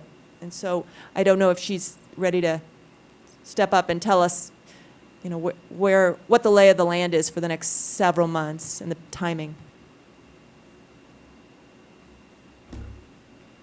Yes, Mr. Mayor, council members, city manager. The NRS 288 statute really lays out the foundation and the process for collective bargaining in the state of Nevada for local government employees. And it states in that statute that prior to February 1st of any given year, if the employee organizations wished to open negotiations with the employer, that they should notify the employer of such at that, prior to February 1. The law does not specifically state that the employer needs to do the same thing. However, the city has always taken the position that it would also notify the employee organizations that it wishes to open negotiations for a successor agreement. And the city has done so this year. The city is planning to meet in closed session with the council on February 27th, your next meeting, to go over the process and policy decisions that the council needs to make about the upcoming negotiation process and items that should be discussed between the employer and the employee organization. Throughout the process, the staff will meet with the council on a regular basis to give you updates on where we are with each table. And once we get, going back to after we meet with you folks on the 27th, once we get your direction on how to proceed, we will begin meeting with the employee organizations to start the collective bargaining process. Also in NRS 288, it says that the first meeting of the collective bargaining process will, the parties will meet to talk about ground rules for negotiations. Ground rules could include things like how meetings are set up. They could talk about a schedule of meetings. It could talk about how to cancel meetings, how the parties conduct themselves at the table, that the process is confidential, that the proposals are exchanged specifically at the table and not outside of that process, that the two chief spokespeople are the ones who are identified to exchange proposals and to sign off tentative agreements, things of that nature. And what happens when the parties declare impasse, if it comes to that. Hopefully, the parties can reach an agreement without going to impasse. If not, that is usually the time in the ground rule setting where either party can go to the press at that time, but not before. NRS also lays out a process for what the parties can do if an impasse is reached, and that being that the parties can go to mediation, where a neutral third party comes in and tries to bring the parties together. It's not a third party that comes in and tells the parties what they need to do in terms, or makes a final decision to reach an agreement. It's just somebody who tries to facilitate the process. If an agreement can't be reached after that, then the parties can go to fact-finding. And fact-finding is really where it stops for non-public safety employee organizations. Fact-finding can be advisory or final and binding, but the parties need to agree to that up front prior to the fact-finding process. And if it's the decision obviously is advisory, then neither party has to abide by the ruling. If the parties go to arbitration with the public safety unit, that decision is final and binding. And so the parties are required then to abide by whatever the arbitrator decides as a result of that process. And so how many groups do we have? We have 9 bargaining groups that contracts expire June 30th of 2013. So we've sent letters to all 9? Yes, we have. And we brought in, through a contract, some resources for you to assist in doing this negotiations a couple meetings ago. That's right? correct. Okay, okay. And have you sat down yet on the ground rules, or you're waiting till after the 27th to do that? As staff, we are waiting till after the 27th. Okay, okay. I guess, for me, with a new majority, the question is, what is our role? And I've been spending time thinking about this. I've been approached, and I think one of the bargaining groups would like a side agreement off of one of the existing contracts, and talk to me about that. And, I'll talk to anyone, right? But, it's a little different in collective bargaining. So I know at one point, one of the council members, who's not here any longer, sat at the table last time. And I don't know that that's a role that, I don't think any council members ever sat at the table. It's against state rules or against our charter. I do not know of a city councilman that sat at the rules. They might have sat in a private meeting like somebody asking you to meet with them, but they've never sat at the governing body or the negotiating team. Okay, well, I guess my facts are incorrect then. But anyway, talking to her, she said that a city she worked at, the council adopted some broad guiding principles for collective bargaining that would be somewhat, transparent, open to the public, marching orders, of principles. And I also did a little research and saw another city's, goals, what the outcome is. And I thought these were instructive, and I'll just... I don't see anything in here that our city manager or our staff hasn't done, and it does do, as far as ethical and communicating. Yeah, so I think that it would be a good practice of transparency and commitment of this body to adopt something similar, to say, hey, and so when we go through the process and we're faced with decisions on this, say, where does that reach in our guiding principles? And for example, one is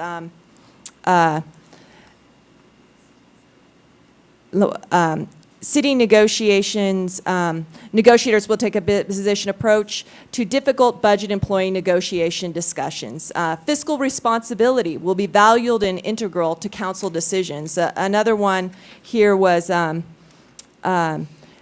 overall council objective for this other city was negotiate in good faith to order to reach agreement in long-term labor contracts that provide for a competitive compensation to assist in the recruitment and retention of a well-qualified workforce while providing an increased degree, and I think that's a great word, increased degree of stability, certainty relative to city personnel costs. I mean, I think that our team already does those things, and they report to us on a monthly basis. They give us updates of where we're going and stuff.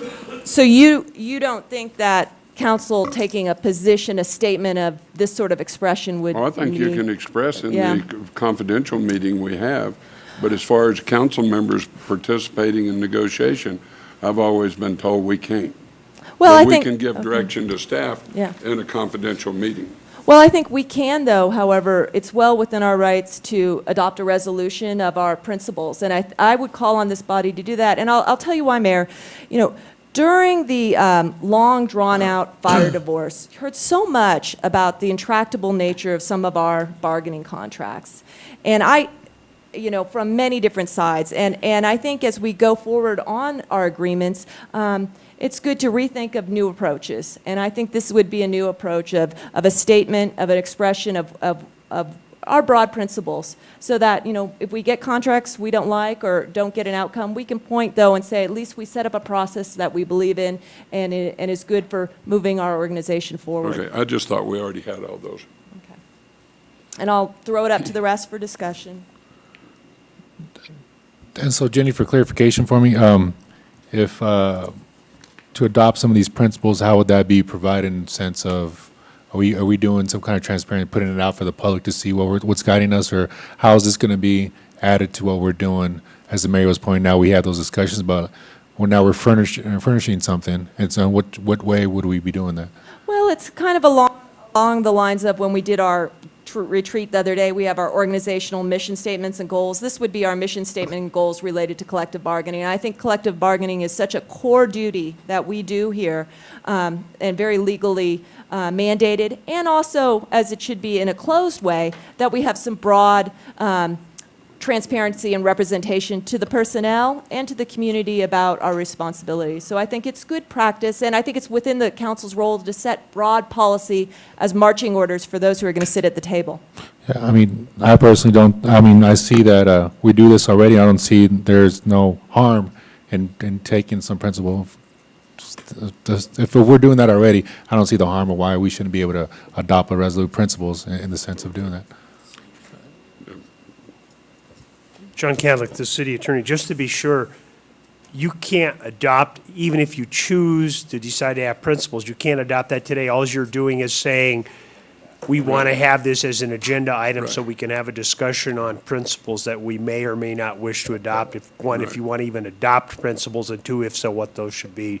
Just so this is only just the discussion of whether you want to go forward and put it on the agenda as a future item, but you can't take any action on it. Got it. Yeah, and, I mean, I kind of agree with Oscar. I mean, I'm not sure what harm it does in. Oh, I don't think it does. In adopting some principles or whatever, but realistically, I think it's going to be beneficial for you guys to sit through the negotiations to know how they operate, how we get through this process, and what we do before you start getting ahead of it and saying, this is how we want it to work.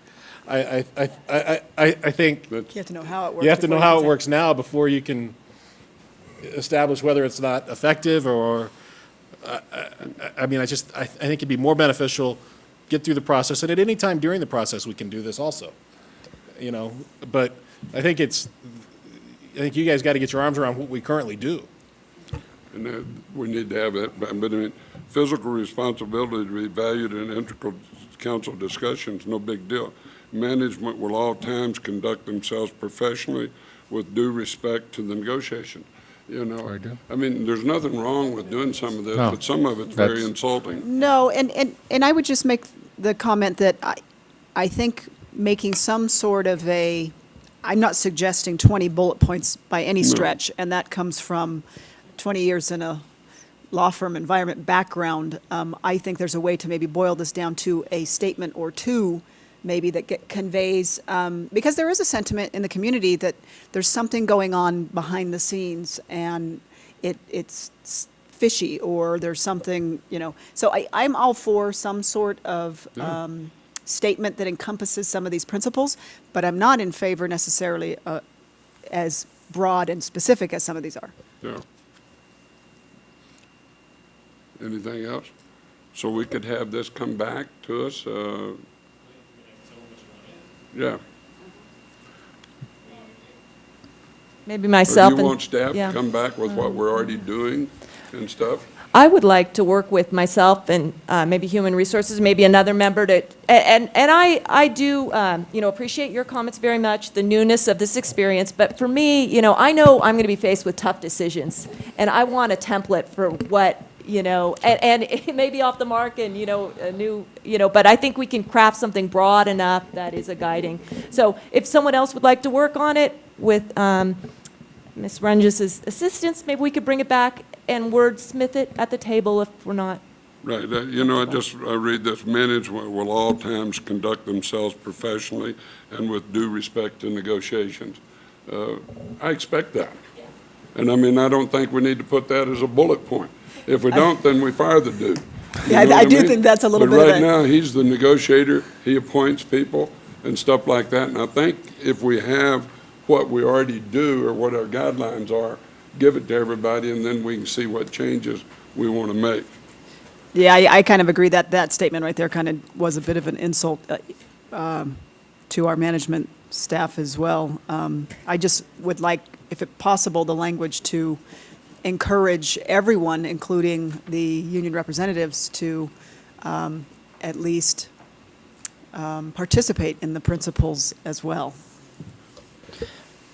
Mr. Mayor, if I might, I think there's a couple ways you could do this. Per Councilwoman Breckis's suggestion, you could have a member of this body work with staff to come up with some guiding principles, if you will, some similar, I think, to our legislative principles, or you could have direct staff to bring something back to this body as a whole. So, I think those, or you could not take any action today. I think that staff should come back and tell us what we're doing, spell it out, what the rules are and how we conduct ourselves. But a lot of these are just common horse sense about how we should commit ourselves ethically and everything else, and I think the council can do that. So I'll make a motion that staff brings something back to us. Have a motion to have a second. Second. Second, all in favor say aye. Aye. Aye. Those that oppose, no. Motion carries unanimously. Public hearing, there is none at 6 o'clock. Public comment, I have no public comment cards. Have a motion to adjourn. Do I have a second? Have a second. All in favor say aye. Those that oppose don't count. This meeting's adjourned.